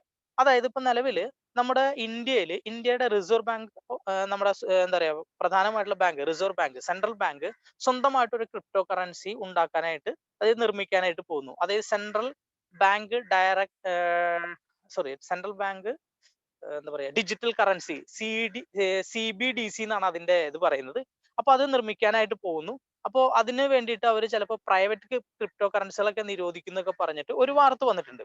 അപ്പൊ സത്യത്തിൽ അത് പാർലമെന്റിൽ അങ്ങനെ ഒരു ബില്ല് ഇതുവരെ പാസ്സായിട്ടില്ല. പക്ഷെ എന്താ പറയാ ഊഹാപോഹങ്ങളാണ്. ഇപ്പൊ ഞാനിത് ഇവിടെ മെൻഷൻ ചെയ്തതിന്റെ കാര്യം വെച്ചാൽ മാതൃഭൂമി എന്ന് പറയുന്ന നമുക്ക് എല്ലാവർക്കും അറിയാവുന്ന ഒരു പത്രത്തിന്റെ ഒരു ഓൺലൈൻ സൈറ്റിലാണ് കിട്ടിയത്. ഇതേ മാതൃഭൂമി തന്നെ പറഞ്ഞിട്ടുണ്ട് ക്രിപ്റ്റോ കറൻസി വിലക്ക് നീക്കി. അതായത് 2020 മാർച്ച് മാസം 3-ാം തീയതി സുപ്രീം കോടതി ക്രിപ്റ്റോ കറൻസികളുടെ വിലക്കുകളൊക്കെ നീക്കിയിട്ട് ക്രിപ്റ്റോ കറൻസികൾ ആർക്ക് വേണമെങ്കിലും വാങ്ങിച്ച് ഹോൾഡ് ചെയ്യാന്നുള്ള രീതിയിൽ മാതൃഭൂമി തന്നെ പ്രസിദ്ധീകരിച്ചിട്ടുണ്ട്. അതേ മാതൃഭൂമി തന്നെ പറയുന്നു ക്രിപ്റ്റോ കറൻസികൾ മുഖ്യധാരയിൽ എത്തുമ്പോൾ, അതായത് നമ്മുടെ DGP ഒക്കെയാണ് അതിനെ കുറിച്ച് പറഞ്ഞിരിക്കുന്നത്. അതായത് ഇനി വളരാൻ പോകുന്ന ഒരു മേഖലയാണ് ഈ ക്രിപ്റ്റോ കറൻസി. അതുകൊണ്ട് തന്നെ ഏറ്റവും കൂടുതൽ തട്ടിപ്പുകൾ നടക്കാൻ പോകുന്ന ഒരു മേഖലയാണ് ക്രിപ്റ്റോ കറൻസി. അതും എടുത്ത് പറഞ്ഞുതരാം. കാരണം എന്ന് വെച്ച് കഴിഞ്ഞാൽ ഇപ്പോൾ ഈ ഒരു ക്രിപ്റ്റോ കറൻസികളെ കുറിച്ചും ബ്ലോക്ക് ചെയിൻ ടെക്നോളജിനെ കുറിച്ചും പൊതുജനങ്ങൾക്ക് അറിയാതിരിക്കുന്നിടത്തോളം കാലം ഇതിനെക്കുറിച്ച് എന്തെങ്കിലുമൊക്കെ അറിയാവുന്ന കുറച്ച് ആളുകൾ ഇതിന്റെ പേര് പറഞ്ഞിട്ട് തട്ടിപ്പുകൾ നടത്തുന്നുണ്ട്. നമുക്ക് എല്ലാവർക്കും അറിയാവുന്നതാണ്. അപ്പൊ അതുകൊണ്ട് തന്നെ അതിലേക്ക് ജനങ്ങൾ കുറച്ചും കൂടി എന്താ പറയാ ജാഗ്രത പാലിക്കണം എന്നും പറഞ്ഞിട്ട് നമ്മുടെ DGPയുടെ ഒരു ന്യൂസ് ഉണ്ട്. അപ്പൊ അതിൽ അദ്ദേഹം പറഞ്ഞത് ക്രിപ്റ്റോ കറൻസികൾ നല്ലൊരു കാര്യമാണ്, പക്ഷെ അതിന്റെ മറവിൽ ആ പേരും പറഞ്ഞിട്ട് നിലവിൽ പുതിയൊരു ക്രിപ്റ്റോ കറൻസി ലോഞ്ച് ചെയ്യുന്നൊക്കെ പറഞ്ഞ് ഇതിനെ അറിവില്ലായ്മനെ, അതായത് പൊതുജനങ്ങളുടെ അറിവില്ലായ്മനെ ചൂഷണം ചെയ്തിട്ട് ഒരുപാട് ആളുകൾ കോടികൾ തട്ടിക്കാനായിട്ട് സാധ്യതയുണ്ട്. അതുകൊണ്ട് ജനങ്ങൾ അതിനകത്ത് ഒരു എന്താ പറയാ ജാഗ്രത പുലർത്തണം. ഇപ്പൊ നമുക്കറിയാം, ഇപ്പൊ ഇന്റർനെറ്റിൽ തന്നെ ഒരുപാട് എന്താ പറയുന്നുണ്ട് ഇത്തരത്തിലുള്ള കാര്യങ്ങൾ നടക്കുന്നുണ്ട്. നമുക്ക് ലോട്ടറി അടിച്ചു എന്നൊക്കെ പറഞ്ഞിട്ട് നമുക്ക് അങ്ങനെ ഒരുപാട് മെയിലുകളൊക്കെ വരുന്നുണ്ട്. അപ്പൊ അത്തരത്തിലുള്ള ചതിക്കുഴികളിൽ നമ്മൾ പെടാതിരിക്കണം എന്നും പറഞ്ഞിട്ട് ഒരു വാർത്ത വന്നിട്ടുണ്ട്. ഇതേ മാതൃഭൂമിയിൽ തന്നെ വന്നു, ക്രിപ്റ്റോ കറൻസികൾ നിയമവിധേയമാകുമ്പോൾ സമ്പദ് വ്യവസ്ഥയ്ക്ക് നേട്ടം, അതും പറഞ്ഞിട്ടുണ്ട്. അതായത് ക്രിപ്റ്റോ കറൻസികൾ ഇന്ത്യയിൽ നിയമവിധേയമാകുമ്പോൾ അത് നമ്മുടെ രാജ്യത്തിന്റെ സമ്പത്തിനെ വളരെയധികം നേട്ടങ്ങളാണെന്നും അതിനെക്കുറിച്ചുള്ള ന്യൂസും ഇതേ പേപ്പറിൽ തന്നെ വന്നിരിക്കുന്നത്. ഒരുപാട് പേപ്പർ എന്താ പറയാ മാതൃഭൂമിയുടെ ഓൺലൈൻ ന്യൂസ്, മാതൃഭൂമി മാത്രമല്ല ഒരുപാട് പത്രമാധ്യമങ്ങളുടെ ഓൺലൈൻ ന്യൂസുകൾ ഇങ്ങനെ വന്നുകൊണ്ടിരിക്കുന്നുണ്ട്. അപ്പോ ഇപ്പോഴും ഞാനൊരു കാര്യം പറയാം, അതായത് ഇവരെന്തൊക്കെ പറഞ്ഞാലും ശരി, അവരവരുടെ ന്യൂസ് എന്താ പറയാ നമുക്ക് അവർക്ക് റേറ്റിംഗ് കിട്ടാൻ വേണ്ടിയിട്ട് ഓരോ രീതിയിൽ അവർ ന്യൂസുകൾ മാറ്റിമറിക്കുന്നുണ്ട്. ഇവിടെ എനിക്ക് പറയാനുള്ള ഒരു ഏറ്റവും പ്രധാനപ്പെട്ട കാര്യം എന്ന് പറഞ്ഞാൽ, മാർച്ച് 3-ാം തീയതി 2020 മാർച്ച് 3-ാം തീയതി സുപ്രീം കോടതി ഈ ക്രിപ്റ്റോ കറൻസികളെ ഒരു ഇൻടാഞ്ചിബിൾ അസറ്റ് ആയിട്ട് അംഗീകരിച്ചിട്ടുണ്ട്. അതിന്റെ ഒരു ജഡ്ജ്മെന്റിന്റെ ഒരു കോപ്പിയാണ് ഞാൻ ഇവിടെ ഇട്ടിരിക്കുന്നത്.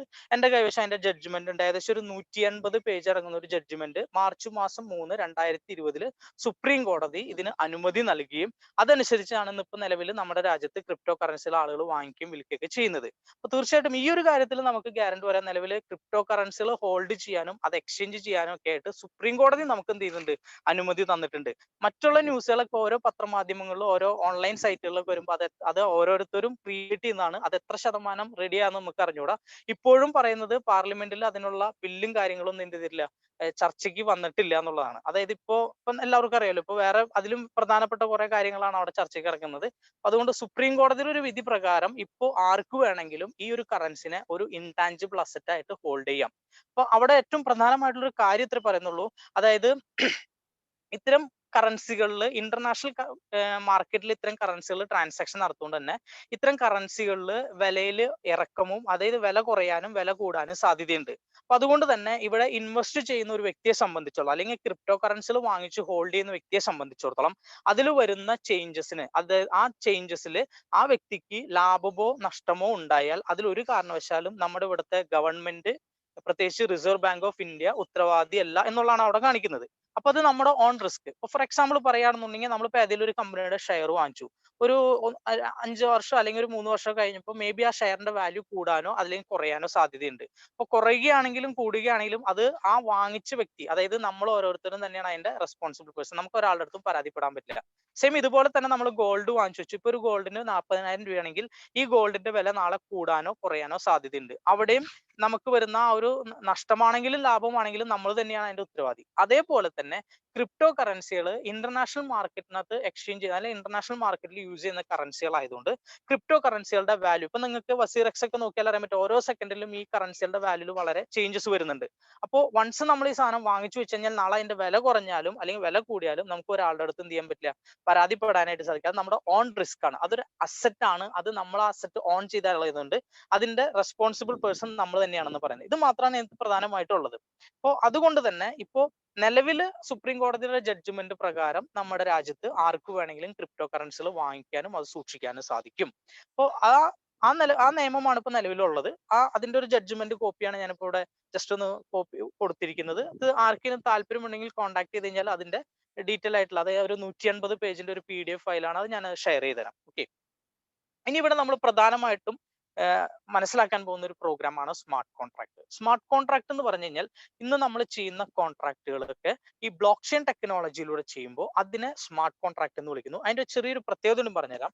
Smart contract are the self executing contract with the terms of the agreement between buyer and seller. അതായത് ഇവിടെ ഒരു ബയ്യർക്കോ സെല്ലർക്കോ അവരുടെ അഗ്രിമെന്റ് പ്രകാരം സെൽഫായിട്ട് ഒരു കോൺട്രാക്ട് നടപ്പിലാക്കാൻ പറ്റും എന്നുള്ളതാണ് ഈ സ്മാർട്ട് കോൺട്രാക്ട് കൊണ്ട് ഉദ്ദേശിക്കുന്നത്. അപ്പൊ ഞാൻ ചെറുതായിട്ടൊന്ന് എക്സ്പ്ലെയിൻ ചെയ്യുകയാണെങ്കിൽ, ഒരു ട്രഡീഷണൽ കോൺട്രാക്ടിനെ സംബന്ധിച്ച് പറയുകയാണെങ്കിൽ അവിടെ രണ്ട് വ്യക്തികൾ തമ്മിൽ ഒരു കോൺട്രാക്റ്റിൽ ഏർപ്പെട്ട് അവരത് എന്താ പറയാ നടപ്പിലാക്കണമെങ്കിൽ തീർച്ചയായിട്ടും അവിടെ ഒരു തേർഡ് പാർട്ടി, ഒരു വിറ്റ്നസ് ആ കോൺട്രാക്ടിനകത്ത് സൈൻ ചെയ്തെങ്കിൽ മാത്രമാണ് ആ കോൺട്രാക്ട് വാല്യൂഡ് ആവുള്ളൂ. അപ്പൊ അതിനകത്ത് ഒരു ഗവൺമെന്റ് ഒഫീഷ്യൽ ആവാം, അതല്ലെങ്കിൽ ഒരു മൂന്നാമതൊരാൾ, ഒരു സാക്ഷി എന്നുള്ള രീതിയിൽ മൂന്നാമതൊരാൾ അവിടെ സൈൻ ചെയ്തെങ്കിൽ മാത്രമാണ് ആ കോൺട്രാക്ട് വാല്യൂഡ് ആവുള്ളൂ. എന്നാൽ ഇതേ സെയിം കോൺട്രാക്ട് ബ്ലോക്ക് ചെയിൻ ടെക്നോളജിയുടെ സഹായത്തോടു കൂടിയിട്ടാണ് നമ്മൾ ചെയ്യുന്നത് എന്നുണ്ടെങ്കിൽ തീർച്ചയായിട്ടും അവിടെ നമുക്കൊരു തേർഡ് പാർട്ടിയുടെ സഹായം ഇല്ലാതെ ആ രണ്ട് വ്യക്തികൾക്ക് ഈ ബ്ലോക്ക് ചെയിൻ ടെക്നോളജിയിലൂടെ അവരുടെ അഗ്രിമെന്റ് പ്രകാരം ആ കോൺട്രാക്ട് എക്സിക്യൂട്ട് ചെയ്യാനായിട്ട് സാധിക്കും.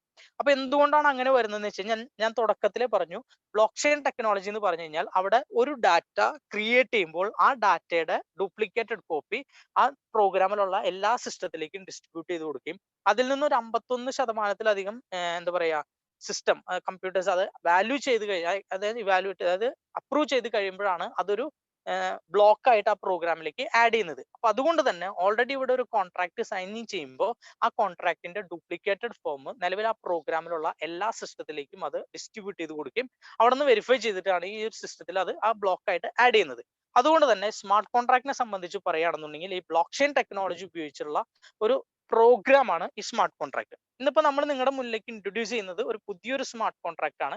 ആ സ്മാർട്ട് കോൺട്രാക്ടിന്റെ പേരാണ് forsage.io എന്ന് പറയുന്ന കോൺട്രാക്ട്. ഇദ്ദേഹമാണ് മിസ്റ്റർ ലാഡോ ഒക്കോനിക്കോ. ഇദ്ദേഹം 2020 ഫെബ്രുവരി മാസം 6-ാം തീയതി ഡെവലപ്പ് ചെയ്ത്, അതായത് റൺ ചെയ്യാൻ ആരംഭിച്ച ഒരു പ്രോഗ്രാം ആണ് ഈ ഫോസേജ് എന്ന് പറയുന്ന ഈ ഒരു സിസ്റ്റം. ഫോസേജിനെ സംബന്ധിച്ച് പറയുകയാണെന്നുണ്ടെങ്കിൽ 100% decentralised smart contract program on block chain technology എന്ന് വെച്ച് കഴിഞ്ഞാൽ, ഇപ്പോ ഞാൻ നേരത്തെ പറഞ്ഞു ബ്ലോക്ക് ചെയിൻ ടെക്നോളജിയുടെ പ്രവർത്തനത്തിലുള്ള ലോകത്തിലെ ആദ്യത്തെ 100% ഡീസെൻട്രലൈസ്ഡ് ആയിട്ടുള്ള ഒരു പ്രോഗ്രാം എന്ന് വെച്ച് കഴിഞ്ഞാൽ ഇന്ന് ഏകദേശം 13 ലക്ഷത്തിലധികം ആളുകൾ ഈ പ്രോഗ്രാമിൽ സൈനിങ് ചെയ്തിട്ടുണ്ട്. ഈ 13 ലക്ഷത്തിലധികം ആളുകൾ ഈ പ്രോഗ്രാമിന്റെ പാർട്ട്നേഴ്സ് ആണ്. ഇദ്ദേഹം മാത്രമാണ് അതിന്റെ ഒരു ഡെവലപ്പർ ആയിട്ടുള്ളത്. അപ്പൊ ഈ 13 ലക്ഷം ആളുകളും കൺട്രോൾ ചെയ്യുന്ന ഒരു ഡാറ്റാബേസ് ആണ് ഈ പ്രോഗ്രാമിനകത്തുള്ളത്.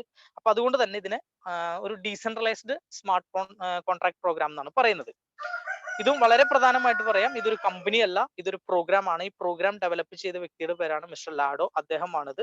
അതേപോലെ ഇതൊരു ഇൻവെസ്റ്റ്മെന്റ് പ്ലാൻ അല്ല. നമുക്ക് ഇവിടെ ഒരു അഫിലിയേറ്റ് മാർക്കറ്റിംഗ് ടെക്നിക്കാണ്. അഫിലിയേറ്റ് മാർക്കറ്റിംഗ് രീതി എന്ന് പറയുമ്പോൾ നമുക്ക് റെക്കമെൻഡേഷനിലൂടെ കൂടുതൽ കറൻസി കളക്ട് ചെയ്യാൻ പറ്റാവുന്ന ഒരു പ്രോഗ്രാം. റെക്കമെൻഡേഷൻ എന്ന് പറഞ്ഞാൽ ഇപ്പൊ നമുക്ക് മനസ്സിലാക്കാം, ഇന്നിപ്പോ ലോകത്തിൽ നടക്കുന്ന ഏതൊരു ബിസിനസ് ആയിക്കോട്ടെ അത് റെക്കമെൻഡേഷനിലൂടെയാണ് കൂടുതൽ ബിസിനസ്സുകൾ നടക്കുന്നത്. ഇന്ന് നമ്മളും പല കാര്യങ്ങളും നമ്മൾ റെക്കമെൻഡ് ചെയ്യുന്നുണ്ട്. അതിലൂടെ ചില കാര്യങ്ങൾക്കൊക്കെ നമുക്ക് എന്തെങ്കിലും ബെനിഫിറ്റ് കിട്ടും, ചില കാര്യങ്ങൾക്ക് നമുക്ക് ബെനിഫിറ്റ് ഒന്നും ഉണ്ടാവാറില്ല. എന്നിരുന്നാലും നമ്മളോട് ബെനിഫിറ്റ് ആഗ്രഹിച്ചിട്ടൊന്നല്ല റെക്കമെൻഡ് ചെയ്യുന്നത്. നല്ലതാണെന്ന് തോന്നിക്കഴിഞ്ഞാൽ നമ്മൾ പല ആളുകളോടും ഷെയർ ചെയ്യും. നമ്മൾ പറയുന്ന എല്ലാവരും ആ പ്രോഡക്റ്റോ അല്ലെങ്കിൽ ആ സർവീസോ കൈപ്പറ്റണമെന്നില്ല. പക്ഷെ ചിലപ്പോൾ അതിൽ നിന്നൊരു ഇപ്പൊ ഒരു 10 ആളോട് പറഞ്ഞാൽ 2, 3, 4 പേര് ചിലപ്പോൾ അത് അക്സെപ്റ്റ് ചെയ്യാം. അപ്പൊ അതുകൊണ്ട് തന്നെ ഒരു അഫിലിയേറ്റ് മാർക്കറ്റിംഗ് രീതിയിൽ നമുക്ക് കൂടുതൽ കറൻസികൾ കളക്ട് ചെയ്യാൻ പറ്റാവുന്ന ഒരു പ്രോഗ്രാം. ഫോസേജ് ഒരു peer to peer payment system ആണ്. അതും കൂടി ഞാൻ ഇവിടെ പറഞ്ഞുതരാം. അതായത് ഈ ഫോസേജ് എന്ന് പറയുന്ന സിസ്റ്റത്തിലേക്ക് ഒരു വ്യക്തി വേറൊരു വ്യക്തിനെ ഇൻട്രൊഡ്യൂസ് ചെയ്യുമ്പോൾ അവർ ഈ ഫോസേജിന്റെ അഗ്രിമെന്റ് പ്രകാരം ഈ പ്രോഗ്രാമിലേക്ക് വരുമ്പോൾ അവിടെ നിന്ന് അവർ രജിസ്റ്റർ ചെയ്യാൻ ഉപയോഗിക്കുന്ന കറൻസി അദ്ദേഹത്തിന് ഇൻട്രൊഡ്യൂസ് ചെയ്ത ആളുടെ വാലറ്റിലേക്ക് ഡയറക്റ്റ് ആണ് വരുന്നത്. അതിനെയാണ് പിയർ ടു പിയർ പ്രോഗ്രാം എന്ന് പറയുന്നത്. അപ്പൊ ഫോസേജിനെ സംബന്ധിച്ച് പറയുകയാണെന്നുണ്ടെങ്കിൽ 2 കറൻസികൾ കളക്ട് ചെയ്യാവുന്ന പ്രോഗ്രാമാണ് നമുക്കുള്ളത്. ഒന്ന് എത്തേറിയം കറൻസിയും മറ്റൊന്ന് ട്രോൺ കറൻസിയും.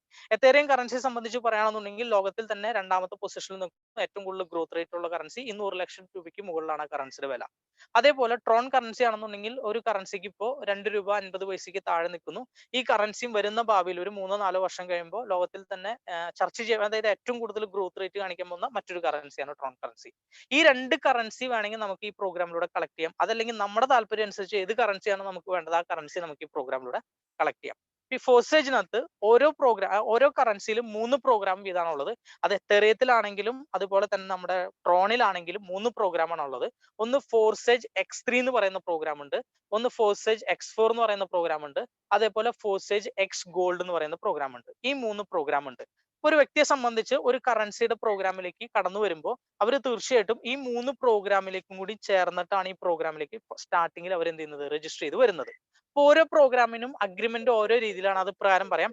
X3 പ്രോഗ്രാമിനെ സംബന്ധിച്ച് പറയുകയാണെന്നുണ്ടെങ്കിൽ അവിടെ ആക്ടിവേറ്റ് ചെയ്യപ്പെടുന്ന സ്ലോട്ടുകളുടെ വാല്യൂ ഡയറക്റ്റ് അദ്ദേഹത്തിന് ഈ പ്രോഗ്രാമിലേക്ക് കൊണ്ടുവന്ന അദ്ദേഹത്തിന്റെ റെഫറർ ആയിട്ടുള്ള അദ്ദേഹത്തിന്റെ എന്താ പറയുക സ്പോൺസർ ആയിട്ടുള്ള വ്യക്തിയുടെ വാലറ്റിലേക്കാണ് അത് എന്താ പറയാ ട്രാൻസ്ഫർ ചെയ്ത് പോകുന്നത്. ആ ഒരു പിയർ ടു പിയർ സിസ്റ്റം ആണ് അവിടെ നടക്കുന്നത്. X3 പ്രോഗ്രാമിലാണെന്നുണ്ടെങ്കിൽ ഓട്ടോമാറ്റിക് സിസ്റ്റത്തിലൂടെ അത് നമ്മുടെ ആ ഒരു ടീമിലുള്ള ആർക്ക് വേണമെങ്കിൽ അതിന്റെ ബെനിഫിറ്റ് കിട്ടാം. ആ ഒരു വാലറ്റ് അവരെ പല വ്യക്തികളുടെ അല്ലെ ഇത് ഇപ്പൊ ആരുടെ വാലറ്റ് വെച്ചാൽ ഒരു ടീമിലുള്ള വേറെ വ്യക്തികൾക്കായിരിക്കും അത് അവിടെ കിട്ടുന്നത്. അപ്പൊ അദ്ദേഹത്തിന്റെ വാലറ്റിലേക്ക് അത് ട്രാൻസ്ഫർ ചെയ്യപ്പെടുന്നു. എക്സ് ഗോൾഡ് എന്ന് പറയുന്ന പ്രോഗ്രാം ഓട്ടോമാറ്റിക് ആണ്. പക്ഷെ അതിന്റെ ബെനിഫിറ്റ് എങ്ങനെയാന്ന് വെച്ച് കഴിഞ്ഞാൽ നമ്മൾ രജിസ്റ്റർ ചെയ്യുന്ന ഒരു സ്ലോട്ടിനെ മൂന്നായിട്ട് ഭാഗിക്കും. 20%, 30%, 50% എന്ന് മൂന്നായിട്ട് ഭാഗിച്ചിട്ട് അതിന്റെ ഓരോ ശതമാനങ്ങളും അതിന് എലിജിബിൾ ആയിട്ടുള്ള നമ്മുടെ ടീമിലുള്ള ഓരോ വ്യക്തികൾക്കായിരിക്കും അതവിടെ ഡിസ്ട്രിബ്യൂട്ട് ചെയ്ത് കൊടുക്കുന്നത്. അപ്പൊ അതുകൊണ്ട് തന്നെ ഇതാണ് ഓരോ 3 പ്രോഗ്രാമിന്റെയും കോൺട്രാക്ട് ഇങ്ങനെയാണ്. ഈ കോൺട്രാക്ട് പ്രകാരം ലൈഫ് ലോങ് റൺ ചെയ്യാൻ പറ്റിയ ഒരു പ്രോഗ്രാമാണ് നമ്മൾ ഇന്നിവിടെ ഡിസ്കസ് ചെയ്യുന്ന ഈ ഒരു സ്മാർട്ട് കോൺട്രാക്ട്. ഓക്കെ, അപ്പോ ഇന്നിപ്പോ ജസ്റ്റ് അടുത്ത ഒരു സെഷൻ, അതായത് നമ്മുടെ ഈ ഒരു സ്മാർട്ട് കോൺട്രാക്ടിനെ കുറിച്ച് നമുക്കൊന്ന് ഈ പ്രോഗ്രാമുകളെ കുറിച്ച് നമുക്ക് ഷെയർ ചെയ്യുന്നത് നമ്മുടെ ഈ പ്രോഗ്രാമിൽ തന്നെ ഏറ്റവും നല്ല രീതിയിൽ നമുക്ക് പ്രോഗ്രാം മനസ്സിലാക്കി കൊടുക്കുന്ന നമ്മുടെ ഗ്രേറ്റ് മെന്റർ, അതായത് നമ്മുടെ ടീമിന്റെ തന്നെ നല്ലൊരു എന്താ പറയാ ഈ ഒരു പ്രോഗ്രാമിനെ കുറിച്ച് വളരെ നല്ല രീതിയിൽ എക്സ്പ്ലെയിൻ ചെയ്യുന്ന ഒരു വ്യക്തിയാണ് അടുത്ത ഒരു സെഷൻ എടുക്കുന്നത്. എന്നിരുന്നാലും ബ്ലോക്ക് ചെയിൻ എന്ന് പറയുന്ന ടെക്നോളജിയെ സംബന്ധിച്ച് ഞാൻ പറയുകയാണെങ്കിൽ ഇന്ന് ഈ ഒരു ടെക്നോളജി ഒരു സ്റ്റാർട്ടിംഗ് സ്റ്റേജിലാണ്. സാധാരണക്കാരുടെ ഇടയിലേക്ക് ഈ ടെക്നോളജി ഇപ്പോഴും ഇറങ്ങി വന്നിട്ടില്ല. എന്താണ് ബ്ലോക്ക് ചെയിൻ ടെക്നോളജി എന്നും ബ്ലോക്ക് ചെയിൻ ടെക്നോളജിയുടെ ഉപയോഗങ്ങൾ എന്താണെന്ന് ഇപ്പോഴും ആർക്കും മനസ്സിലായിട്ടില്ല എന്നുള്ളതാണ് സത്യം. ഇന്നിപ്പോ ബ്ലോക്ക് ചെയിൻ ടെക്നോളജിനെ കുറിച്ച് കൂടുതൽ ആൾക്കാർ അറിഞ്ഞു എന്ന് തന്നെ ഇത്തരത്തിലുള്ള ക്രിപ്റ്റോ കറൻസികൾ കളക്ട് ചെയ്യാൻ പറ്റുന്ന ഒരു പ്രോഗ്രാം എന്ന് മാത്രമാണ്. പക്ഷെ ഒരു കാര്യം മനസ്സിലാക്കുക, ഇത് മെയിൻ ആയിട്ട് യൂസ് ചെയ്യാൻ പോകുന്നത് ഒരു 3-4 വർഷം കഴിയുമ്പോൾ നിലവിൽ നമ്മൾ ഉപയോഗിച്ചുകൊണ്ടിരിക്കുന്ന എല്ലാ വെബ്സൈറ്റുകളും ഈ ഒരു പ്രോഗ്രാമിലേക്ക് മാറുമ്പോൾ തീർച്ചയായിട്ടും അല്ലെങ്കിൽ ഈ പ്രോഗ്രാമിൽ പുതിയ എന്താ പറയാ കമ്പനികളൊക്കെ അതായത് പുതിയ പ്രോഗ്രാമുകൾ ക്രിയേറ്റ് ചെയ്യപ്പെടുമ്പോൾ തീർച്ചയായിട്ടും നമ്മൾ കാലഘട്ടത്തിനനുസരിച്ച് മാറുകയും അടുത്തൊരു 3 വർഷം കൊണ്ട് നമ്മൾ നിലവിൽ ചെയ്തുകൊണ്ടിരിക്കുന്ന എല്ലാ പ്രവർത്തികളും ഈ ബ്ലോക്ക് ചെയിൻ ടെക്നോളജിക്ക് മാറുകയും ചെയ്യുമ്പോൾ അവിടെ നമ്മളെ സംബന്ധിച്ചിടത്തോളം അതിലൂടെ നമുക്ക് നേട്ടങ്ങൾ ഉണ്ടാക്കാൻ പറ്റും. എന്നാൽ ഇപ്പോൾ നമ്മളെ സംബന്ധിച്ച് നമുക്ക് അതിന്റെ ഒരു എന്താ പറയാ സ്റ്റാർട്ടിങ്ങിൽ തന്നെ നമുക്ക് മനസ്സിലായി ഇതിനെക്കുറിച്ച് നമ്മൾ കുറച്ച് കൂടുതൽ പഠിച്ച് നല്ല രീതിയിൽ ഒന്ന് പ്രൊമോട്ട് ചെയ്യുകയാണെങ്കിൽ നമുക്ക് വലിയൊരു അസറ്റ് ഇതിലൂടെ ക്രിയേറ്റ് ചെയ്യാൻ പറ്റും. എന്തുകൊണ്ടാണ് അസറ്റ് ക്രിയേറ്റ് ചെയ്യുന്ന കാര്യം ജസ്റ്റ് ഒരു കാര്യം കൂടി ഞാൻ എക്സ്പ്ലെയിൻ ചെയ്യാം. ഇപ്പൊ നമുക്ക് എല്ലാവർക്കും സ്വപ്നങ്ങളുണ്ട്, നല്ലൊരു വീട് വെക്കണം, ഒരു വാഹനം വാങ്ങണം, അല്ലെങ്കിൽ നമ്മുടെ മക്കളുടെ ഭാവി, ഇതൊക്കെ സ്വപ്നങ്ങളാണ്. എന്നാൽ ഇതൊക്കെ ഒരു 5 വർഷം ഒരു 10 വർഷം കഴിയുമ്പോൾ യാഥാർത്ഥ്യമാവുന്ന കാര്യങ്ങളുമാണ്. ഇന്നിപ്പോ പല ആളുകളെ സംബന്ധിച്ചിടത്തോളം കുട്ടികളുടെ ഭാവി എന്ന് പറയുന്നത് വളരെ ഒരു അനിശ്ചിതത്വമാണ്. കാരണം എന്താ വെച്ചാൽ ഇപ്പൊ നിലവിൽ ലഭിച്ചുകൊണ്ടിരിക്കുന്ന വരുമാനത്തിൽ ഒതുങ്ങിക്കൂടിയാണ് പോകുന്നത്. ഓരോ ദിവസം ചെല്ലും തോറും നമ്മുടെ ബാധ്യതകൾ കൂടി വരുന്നു എന്നല്ലാണ്ട് ഒരു അസറ്റ് നമുക്ക് ക്രിയേറ്റ് ചെയ്യാനായിട്ട് സാധിക്കുന്നില്ല. അപ്പോൾ ഇന്ന് സാധാരണക്കാരനെ സംബന്ധിച്ച് ഒരു 10 സെന്റ് സ്ഥലം വാങ്ങിച്ച് വീട് വെക്കുക എന്ന് പറഞ്ഞാൽ ഒരു വലിയൊരു ടാർഗറ്റ് തന്നെയാണ്. അപ്പൊ നമ്മളെ സംബന്ധിച്ചിടത്തോളം ഇപ്പൊ സാധാരണ എല്ലാവരും ചെയ്യുന്നത് ചെറിയൊരു പോസ്റ്റ് ഓഫീസ് ഡെപ്പോസിറ്റോ അല്ലെങ്കിൽ നമ്മളൊരു ചെറിയൊരു സേവിങ്സ് ഡെപ്പോസിറ്റോ കുറികളോ കാര്യങ്ങളൊക്കെയാണ് ചെയ്യുന്നത്. അതുപോലെ നമ്മളെ സംബന്ധിച്ചിടത്തോളം ഈ ക്രിപ്റ്റോ കറൻസിയെ പ്രത്യേകിച്ച് ട്രോൺ നമുക്ക് കൂടുതൽ കളക്ട് ചെയ്യാനായിട്ട് സാധിക്കുകയാണെങ്കിൽ ഒരു 3 വർഷം കഴിയുമ്പോൾ 2 രൂപ 50 പൈസയിൽ ഇരിക്കുന്ന ഒരു ട്രോണിന്റെ വില ഒരു 1000 രൂപയിലേക്ക് മാറിക്കഴിഞ്ഞാൽ നിങ്ങളുടെ കൈവശം അപ്പോ ഒരു 1 ലക്ഷമോ അല്ലെങ്കിൽ ഒരു 10,000 ട്രോൺ നിങ്ങളുടെ കൈവശം ഉണ്ടെങ്കിൽ നമ്മളെല്ലാവരും കൈവശം ഒരു 10,000 ട്രോണ്, ഒരു ട്രോണിന്റെ വില 1000 രൂപയിലേക്ക് മാറിക്കഴിഞ്ഞാൽ തീർച്ചയായിട്ടും 1 കോടി രൂപയാണ് നമ്മുടെ ആസ്തി. ഒരു കാര്യം മനസ്സിലാക്കുക, ഇനിയുള്ള ജീവിതത്തിൽ നമ്മൾ എങ്ങനെ പണിയെടുത്താലും ഈ 1 കോടി രൂപ നമുക്ക് അച്ചീവ് ചെയ്യാന്ന് പറയുന്നത് വളരെ ബുദ്ധിമുട്ടുള്ള കാര്യമാണ്. അപ്പൊ അതുകൊണ്ട് തന്നെ ടെക്നോളജി എന്താണെന്ന് മനസ്സിലാക്കുക, പഠിക്കുക, ഈ ടെക്നോളജിനെ കുറിച്ച് നന്നായി പഠിച്ച് ഇതിലൂടെ കൂടുതൽ നേട്ടങ്ങൾ ഉണ്ടാക്കാനായിട്ട് ശ്രമിക്കുക. കാരണം പോയാൽ ഒരു വാക്ക്, നമ്മൾ ഒരേ ഒരു കാര്യം ചെയ്താൽ മതി. ഡെയിലി നടക്കുന്ന സൂം മീറ്റിംഗിലേക്ക് നമ്മുടെ ഫ്രണ്ട്സിനെ നമ്മൾ ഇൻവൈറ്റ് ചെയ്യുക. നമ്മളൊരു 10 പ്രാവശ്യമെങ്കിലും പറഞ്ഞാലായിരിക്കും ഒരാൾ കയറുന്നത്. ആ പറയാൻ വേണ്ടിയിട്ട് നമ്മൾ എടുത്തു കഴിഞ്ഞാൽ ഒരേ ഒരു കാര്യം ഞാൻ നിങ്ങൾക്ക് ഉറപ്പ് തരാം. കാരണം ഒരു ഒറ്റ വർഷം നമ്മളിത് കണ്ടിന്യൂസ് ആയിട്ട് ഈ ഒരു റെക്കമെൻഡേഷൻ പ്രോഗ്രാം ചെയ്യുകയാണെങ്കിൽ 1 വർഷം കൊണ്ട് നമ്മുടെ അക്കൗണ്ടിൽ ഏറ്റവും ചുരുങ്ങിയത് ഒരു 10 കോടിക്ക് മുകളിൽ നമുക്ക് ക്രിയേറ്റ് ചെയ്യാനായിട്ട് സാധിക്കും. ഇന്ന് അതിന് വഴികാട്ടിയായിട്ട് നമ്മുടെ ഗ്രേറ്റ് സ്പോൺസർ ആയിട്ടുള്ള മണികണ്ഠൻ സാർ, അദ്ദേഹം ഒരു 7 മാസം കൊണ്ട് ടോട്ടൽ പറയുകയാണെങ്കിൽ ഏകദേശം ഒരു 7 കോടി രൂപയ്ക്ക് അടുത്തുള്ള കറൻസി ഓൾറെഡി അദ്ദേഹം കളക്ട് ചെയ്ത് കഴിഞ്ഞു. ഇപ്പോഴും അദ്ദേഹം കളക്ട് ചെയ്തുകൊണ്ടിരിക്കുന്നു. അപ്പൊ അതുപോലെ തന്നെ നമ്മളും കൂടുതൽ റെഫറൻസ് എടുക്കുക. അതിലൂടെ നമുക്ക് കൂടുതൽ ഈ ഒരു പ്രോഗ്രാമിലൂടെ നമുക്ക് ഏൺ ചെയ്യാൻ പറ്റും. എല്ലാവർക്കും വലിയൊരു വിജയാശംസകൾ നേരുന്നു. Thank you, thank you, thank you, thank you very much.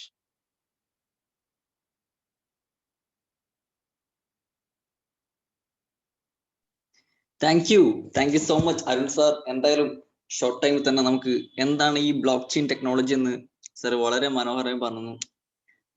Anyway നമുക്ക് ഈ ഒരു സെഷൻ നമുക്ക് മനസ്സിലായ ഒരു കാര്യത്രേ ഉള്ളൂ. കാരണം കാലഘട്ടത്തിന്റെ ടെക്നോളജിയാണ്.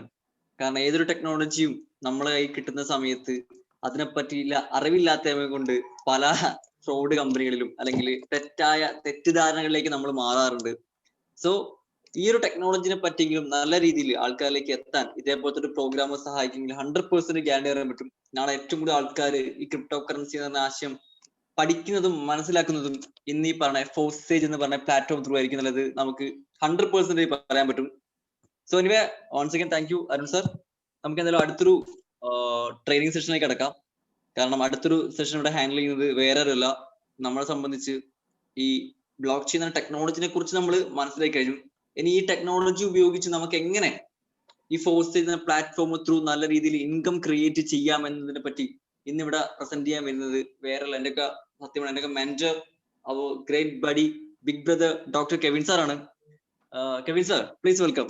Thank you, bro. Thank you so much. Thank you for your valuable words. Anyway Arun sir പറഞ്ഞിരുന്ന ഒരു പ്രധാനപ്പെട്ട കാര്യത്തിൽ നിന്നാണ് ഞാൻ തുടങ്ങാൻ ഉദ്ദേശിക്കുന്നത്. ഇന്ന് നമുക്ക് തീരെ സമയമില്ല. കാരണം നിങ്ങൾക്കെല്ലാം അറിയാം, നമ്മളെല്ലാവരും ആകാംക്ഷാപൂർവ്വമായി കാത്തിരിക്കുന്നത് ആർക്ക് വേണ്ടിയാണ്? We are very much excited because ഒരു 10 മാസങ്ങൾ കൊണ്ട് ജസ്റ്റും പറയും ഒരു 7.5 കോടി രൂപയ്ക്ക് മുകളിൽ ഇൻകം മേടിച്ച ഡോക്ടർ മണികണ്ഠൻ സാറിനെ പോലെ ഒരാൾ ഈ നമ്മുടെ പ്രോഗ്രാമിൽ അദ്ദേഹം വരുന്നു. കറക്റ്റ് 4 മണിയാകുമ്പോൾ അദ്ദേഹം ലോഗിൻ ചെയ്യും എന്ന് പറഞ്ഞിട്ടുണ്ട്. അതുകൊണ്ട് തന്നെ ഞാൻ എന്റെ സെഷൻസ് ഇന്ന് അധികം മുന്നോട്ടേക്ക് നീക്കുന്നില്ല, വളരെ ഫാസ്റ്റ് ആയിട്ട് തന്നെ നീക്കും. കാരണം കൂടുതൽ കാര്യങ്ങൾ മണി സാർ നമ്മൾക്കുള്ള കാര്യങ്ങൾ നമുക്ക് പുതിയ ഇൻഫർമേഷൻസ് എല്ലാം തരാം എന്ന് അദ്ദേഹം പറഞ്ഞിട്ടുണ്ട്. ഇനി അദ്ദേഹം എന്നെ പരിചയപ്പെടുത്തി. എന്റെ പേര് ഡോക്ടർ കെവിൻ, സ്വന്തം സ്ഥലം ചങ്ങനാശ്ശേരിയാണ്. ശരിക്കും ഇപ്പോൾ റൈറ്റ് നാം settle in Nagercoil. By professional dental surgeon ആണ്, പക്ഷെ ബിസിനസ്സിനകത്ത് ഇൻട്രസ്റ്റഡ് ആയിട്ട് ഏകദേശം 2-3 വർഷങ്ങളോളം ആവുന്നു. പ്രാക്ടീസ് കുറച്ചുകൊണ്ട് ഒരു ഓൺട്രപ്രണർ ആവണം എന്നുള്ള രീതിയിലേക്ക് ആദ്യം മുതലേ ചിന്തിക്കാൻ സാധിച്ചു. തീർച്ചയായിട്ടും അത് എല്ലാവർക്കും അറിയാം, അതൊരു ചലഞ്ചിങ് സംഭവമാണ്. കാരണം സാധാരണക്കാരനായി ജീവിക്കാൻ എല്ലാവരെയും കൊണ്ടും സാധിക്കും അല്ലെ? ഒഴുക്കിന്റെ കൂടെ നമ്മൾ പോകാന്ന് പറയും. അവര് ജോലിക്ക് പോകുന്നു, ഞാനും ജോലിക്ക് പോകുന്നു. അവര് കല്യാണം കഴിക്കുന്നു, ഞാനും കല്യാണം കഴിക്കുന്നു. ഇങ്ങനെയാണ് സാധാരണ നമ്മുടെ എല്ലാവരുടെയും ജീവിതം എന്നുണ്ടെങ്കിൽ, സൊസൈറ്റി പറയുന്നത് കേട്ടാണ് ജീവിതം ഉണ്ടെങ്കിൽ. പക്ഷെ സൊസൈറ്റിയിൽ നിന്ന് ഒരുപക്ഷെ ചില ആൾക്കാരൊക്കെ വേറിട്ട് നിൽക്കാറുണ്ട്. അത് അവരുടെ അച്ചീവ്മെന്റ് കൊണ്ടായാലും അവരുടെ അത് കറക്റ്റ് പറയുന്നത് അച്ചീവ്മെന്റ്സ്, ആ അച്ചീവ്മെന്റ്സ് ശരിക്കും പറഞ്ഞാൽ നമ്മളെ പോലും എക്സൈറ്റഡ് ആകും. അങ്ങനത്തെ അച്ചീവ്മെന്റ് ഒക്കെ ഉണ്ടാക്കണം എന്നൊരു ആഗ്രഹം ആദ്യം തൊട്ടേ ഉണ്ടായിരുന്നത് കൊണ്ടായിരിക്കാം ഒരുപക്ഷെ വളരെ എക്സൈറ്റഡ് ആയി ബിസിനസ്സിലേക്ക് ഇറങ്ങി. ആസ് യൂഷ്വൽ എല്ലായിടത്തും ഫെയിലിയേഴ്സ് ഉണ്ടാവുന്നതാണ്. കോവിഡ് എന്ന് പറയുന്ന സിറ്റുവേഷൻ എന്ന് പറഞ്ഞാൽ എനിക്ക് ഒത്തിരി നഷ്ടങ്ങൾ ഉണ്ടാക്കി. ശരിക്കും പറഞ്ഞാൽ നിങ്ങൾ ഈ പറയുന്ന ഈ ഒരു വ്യവസായത്തിനെ കുറിച്ച് അല്ലെങ്കിൽ ഈ ഒരു മേഖലയെ കുറിച്ച്, ബ്ലോക്ക് ചെയിൻ ഇൻഡസ്ട്രിയെ കുറിച്ച് 2009 കേട്ടിരുന്നു. ഞാൻ കേട്ടപ്പോൾ എന്റെ ഒരു സുഹൃത്ത് പറഞ്ഞപ്പോൾ അന്ന് ബിറ്റ്കോയിന്റെ വില വെറും 200 രൂപയായിരുന്നു. അതിനുശേഷം പല ട്രെയിനിങ്ങുകളൊക്കെ ഞാൻ എടുക്കുന്ന സിറ്റുവേഷനിലേക്ക് വളർന്നു. അന്ന് നമ്മൾ പഠിച്ചിറങ്ങുന്ന സമയമാണ്. അന്ന് ട്രെയിനിങ്ങിൽ പല സ്റ്റേജിൽ നിന്നുകൊണ്ടും ബ്ലോക്ക് ചെയിനും ബിറ്റ്കോയിനും ഒക്കെ വളരെ മോശമായ ഒരു സംഭവമാണ് എന്ന് ഞാൻ തന്നെ പറഞ്ഞിട്ടുണ്ട്. അങ്ങനെ ഒരു വ്യക്തിയാണ് നിങ്ങളുടെ മുന്നിലേക്ക് ശരിക്കും പറയുകയാണെന്നുണ്ടെങ്കിൽ ഇത് അഡ്വക്കേറ്റ് ചെയ്യാൻ വേണ്ടി നിൽക്കുന്നത്. അതെങ്ങനെ സംഭവിച്ചു എന്നുള്ളതും നമ്മുടെ അരുൺ സാർ അദ്ദേഹത്തിന്റെ സെഷനകത്ത് ഒരു പോയിന്റ് അദ്ദേഹം പറഞ്ഞു, നിങ്ങൾ കേട്ട് കാണാം. മാതൃഭൂമി പത്രത്തിൽ തന്നെ ഒരേ കാര്യത്തിനെ കുറിച്ച് പല ദിവസങ്ങളിൽ പല രീതിയിൽ എഴുതുന്നത് നമ്മളുടെ മുന്നിൽ കണ്ടതാണ്. അദ്ദേഹം വളരെ നല്ല രീതിയിൽ അത് നമ്മുടെ മുന്നിലേക്ക് അത് അവതരിപ്പിച്ചു, പ്രസന്റ് ചെയ്തു അല്ലെ? ആ പ്രസന്റ് ചെയ്തപ്പോഴും നമ്മളിപ്പോഴും 100% ഈ മീഡിയയിൽ ഭയങ്കരമായി വിശ്വസിക്കുന്ന ആൾക്കാരാണ്. പക്ഷെ മീഡിയയും അവരുടെ ബിസിനസ് ആണ് ചെയ്യുന്നുള്ള യാഥാർത്ഥ്യം നമ്മൾ പലപ്പോഴും മനസ്സിലാക്കാറില്ല. അല്ലെങ്കിൽ നമ്മളൊരു സാധാരണക്കാരനാണ് എന്നുള്ളത് മീഡിയക്കാർ മനസ്സിലാക്കുന്നു എന്നുള്ളതാണ് ശരിക്കും പറഞ്ഞാൽ കുറച്ചുകൂടെ കറക്റ്റ് ആയിട്ടുള്ള രീതി. അദ്ദേഹത്തിന്റെ സെഷനകത്ത് ഒരു ഏരിയ നിങ്ങൾ കണ്ടു കാണും. ലോകത്തിലെ ഇന്ന് ഏറ്റവും വലിയ ജയൻസ് എന്ന് കരുതപ്പെടുന്ന വലിയ വലിയ കമ്പനീസ് ലൈക്ക് ഗൂഗിൾ, ഫേസ്ബുക്ക്, അങ്ങനത്തെ കമ്പനികളെല്ലാം ഇന്ന് ഓൾറെഡി അവരുടെ എൻറ്റയർ സിസ്റ്റംസ് ഇന്ന് ബ്ലോക്ക് ചെയിൻ എന്ന് പറഞ്ഞ സിസ്റ്റത്തിലേക്ക് മാറ്റിക്കൊണ്ടിരിക്കുകയാണ്. അപ്പൊ ബ്ലോക്ക് ചെയിൻ എന്ന സിസ്റ്റത്തിലേക്ക് അദ്ദേഹം അവരെല്ലാം മാറ്റിക്കൊണ്ടിരിക്കുമ്പോഴും നമുക്കറിയാം ബ്ലോക്ക് ചെയിൻ എന്ന സിസ്റ്റത്തിലേക്ക് നാളെ നമ്മുടെ ഇന്റർനെറ്റ് ബാങ്കിങ് എല്ലാം വരുമ്പോഴത്തേക്കും ഈ ഇന്റർനെറ്റ് ബാങ്കിനകത്ത് നമ്മുടെ രൂപ കൊണ്ടോ ഡോളർ കൊണ്ടോ ഒന്നും ട്രാൻസാക്ഷൻസ് ബ്ലോക്ക് ചെയിനിൽ നടത്താൻ സാധിക്കില്ല. അപ്പൊ അവിടെ ക്രിപ്റ്റോ കറൻസി നിർബന്ധമായിട്ടും വേണം. അപ്പൊ ആ ക്രിപ്റ്റോ കറൻസിയിലേക്ക് ലോകം എത്തി വെക്കുള്ളൂ എന്നുള്ളതാണ് അതിന്റെ ഒരു കറക്റ്റ് ആയിട്ടുള്ള രീതി.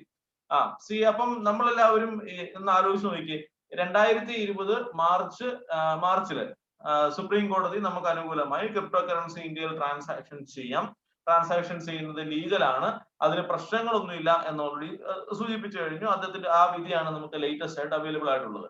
പക്ഷെ നമ്മളെക്കാൾ വളരെ ഫോർവേഡ് ആയിട്ട് തിങ്ക് ചെയ്യുന്ന ആൾക്കാരുണ്ടായിരുന്നു. ഒന്ന് ശ്രദ്ധിക്കണം, ഈ ഒരു നിയമം വരുന്നതിന്, അല്ലെങ്കിൽ നിയമം എന്ന് പറയാൻ പറ്റത്തില്ല, ഈ വിധി വരുന്നതിന് മുമ്പും അവർ നോക്കിക്കഴിഞ്ഞാൽ അവർ എന്ത് ചെയ്തുകൊണ്ടിരിക്കുക തന്നെയാണ്, അവർ ഈ ക്രിപ്റ്റോ കറൻസി വാങ്ങി വെച്ചിരുന്ന ക്രിപ്റ്റോ കറൻസി അവർ ട്രേഡ് ചെയ്തിരുന്നു. ആ ട്രേഡ് ചെയ്യുമ്പോൾ അവർക്ക് കിട്ടിക്കൊണ്ടിരുന്ന ക്രിപ്റ്റോ കറൻസിയുടെ ഓഹരി അവർ ഡോളറിലേക്ക് കൺവേർട്ട് ചെയ്ത് അവർ രൂപയായി മാറ്റിക്കൊണ്ടുവരുന്നു. ഇങ്ങനൊരു യാഥാർത്ഥ്യം റിയാലിറ്റി ഇവിടെ നടന്നുകൊണ്ടേയിരിക്കുകയാണ്. 2009 മുതൽ 2020 വരെ 11 വർഷം ഇങ്ങനത്തെ പല കാര്യങ്ങളും നടന്നിട്ട് നമ്മൾ ഇതിനെക്കുറിച്ച് അവെയർ ആയിരുന്നിട്ടില്ല എന്ന് ഉണ്ടെങ്കിൽ നമ്മൾ എത്രമാത്രം പുറകിലാണ് നമ്മൾ ചിന്തിച്ചിരുന്നത്, അല്ലെങ്കിൽ നമ്മൾ എത്രമാത്രം പുറകിലായിരുന്നു എന്നുള്ളത് നമ്മൾ തിങ്ക് ചെയ്യേണ്ടതായിരിക്കുന്നു. പക്ഷെ ഇപ്പോൾ നിങ്ങൾക്ക് ഒരു കാര്യം പ്രൗഡായിട്ട് പറയാം, ഈ ഫോർസൈറ്റ് എന്ന ഈ ഒരു പ്രോഗ്രാമിലേക്ക്, ഇതൊരു കമ്പനി എന്നാന്നുള്ള കാര്യങ്ങളൊക്കെ അതൊക്കെ നമുക്ക് അറിയാവുന്ന കാര്യങ്ങളാണ് അല്ലെ. അപ്പം ഈ ഒരു പ്രോഗ്രാമിലേക്ക് നമ്മൾ വന്നതിന് ശേഷം നമ്മൾ ക്രിപ്റ്റോ കറൻസിയെ കുറിച്ച് കൂടുതൽ പഠിക്കുകയാണ്. ക്രിപ്റ്റോ കറൻസിയെ ഗവൺമെന്റ് വിചാരിച്ചാൽ പോലും സത്യം പറഞ്ഞാൽ ഒന്നും ചെയ്യാൻ പറ്റില്ല. മാക്സിമം ചെയ്യാൻ പറ്റുന്ന എക്സ്റ്റെന്റ് എന്ന് പറഞ്ഞാൽ എക്സ്ചേഞ്ചുകളോട് രൂപയാക്കി മാറ്റി കൊടുക്കരുത്. നമുക്കപ്പോ എന്ത് ചെയ്യാം, നമുക്ക് ഔട്ട് ഓഫ് ഇന്ത്യയിലൊക്കെ ഉള്ള ആൾക്കാരുടെ നിന്ന് അത് കൺവേർട്ട് ചെയ്ത് വേണമെന്നുണ്ടെങ്കിൽ ഡോളർ ടു രൂപയാക്കി മാറ്റുകയും ചെയ്യാം. അങ്ങനെ അത്രയും ചിന്തിച്ചിരുന്ന ഒരു സ്ഥലമാണ് നമ്മുടെ നാട്ടിൽ. അങ്ങനെ അത്രയും ഫോർവേഡ് ആയി തിങ്ക് ചെയ്തിരുന്ന ആൾക്കാരും ഉണ്ടായിരുന്നു. സോ ഞാൻ നിങ്ങളിലേക്ക് പറയുന്നത്, ഇനി നമ്മൾ എന്തായാലും ഇറങ്ങി ക്രിപ്റ്റോ കറൻസിയിലേക്ക് നമ്മൾ ഇറങ്ങി കഴിഞ്ഞു അല്ലെ. ഇനി എന്തായാലും ഒന്ന് അച്ചീവ് ചെയ്യണം. 2009 ഞാൻ കേട്ടപ്പോൾ ഉണ്ടായിരുന്ന ബിറ്റ്കോയിന്റെ വില 30 രൂപയാണ്. ഇന്നത്തെ ബിറ്റ്കോയിന്റെ വില നമ്മൾ കണ്ടിരുന്നത് 30 ലക്ഷം രൂപ വരെ പോയി. ഒരു ലാൻഡ് ആയിക്കോട്ടെ, ഒരു ഗോൾഡ് ആയിക്കോട്ടെ, നമ്മൾ ഇന്ന് കരുതപ്പെടുന്ന ഏതൊരു അസറ്റും ഇത്രയേറെ വളർന്ന ഒരു ചരിത്രം നമ്മുടെ മുന്നിലില്ല. ഇങ്ങനൊരു വളർച്ച ഉണ്ടാവില്ല. അപ്പൊ നമ്മുടെ ഇന്നത്തെ എതേറിയവും ട്രോണും ഒക്കെ ഞാൻ 2009 ബിറ്റ്കോയിനെ കുറിച്ച് കേട്ടതുപോലെയാണ്. ഇന്നത്തെ എതേറിയത്തിന്റെ വില 1 ലക്ഷം രൂപയാണെന്നുണ്ടെങ്കിൽ ഇന്നത്തെ ഒരു ട്രോണിന്റെ വില 2 രൂപ 30 പൈസയാണെന്നുണ്ടെങ്കിൽ 3-4 വർഷം കഴിയുമ്പോഴത്തേക്കും നമ്മുടെ മീഡിയ എന്തും എഴുതിക്കോട്ടെ, മീഡിയ അന്നും എഴുതുന്നുണ്ടായിരുന്നു, ഇന്നും എഴുതുന്നുണ്ട്, നാട്ടുകാർ അതും പറയുന്നുണ്ട്, അന്നും പറയുന്നുണ്ട്, ഇന്നും പറയുന്നുണ്ട്. പക്ഷെ ചില ആൾക്കാർ മാത്രം അച്ചീവ് ചെയ്തുകൊണ്ടിരിക്കുന്നു.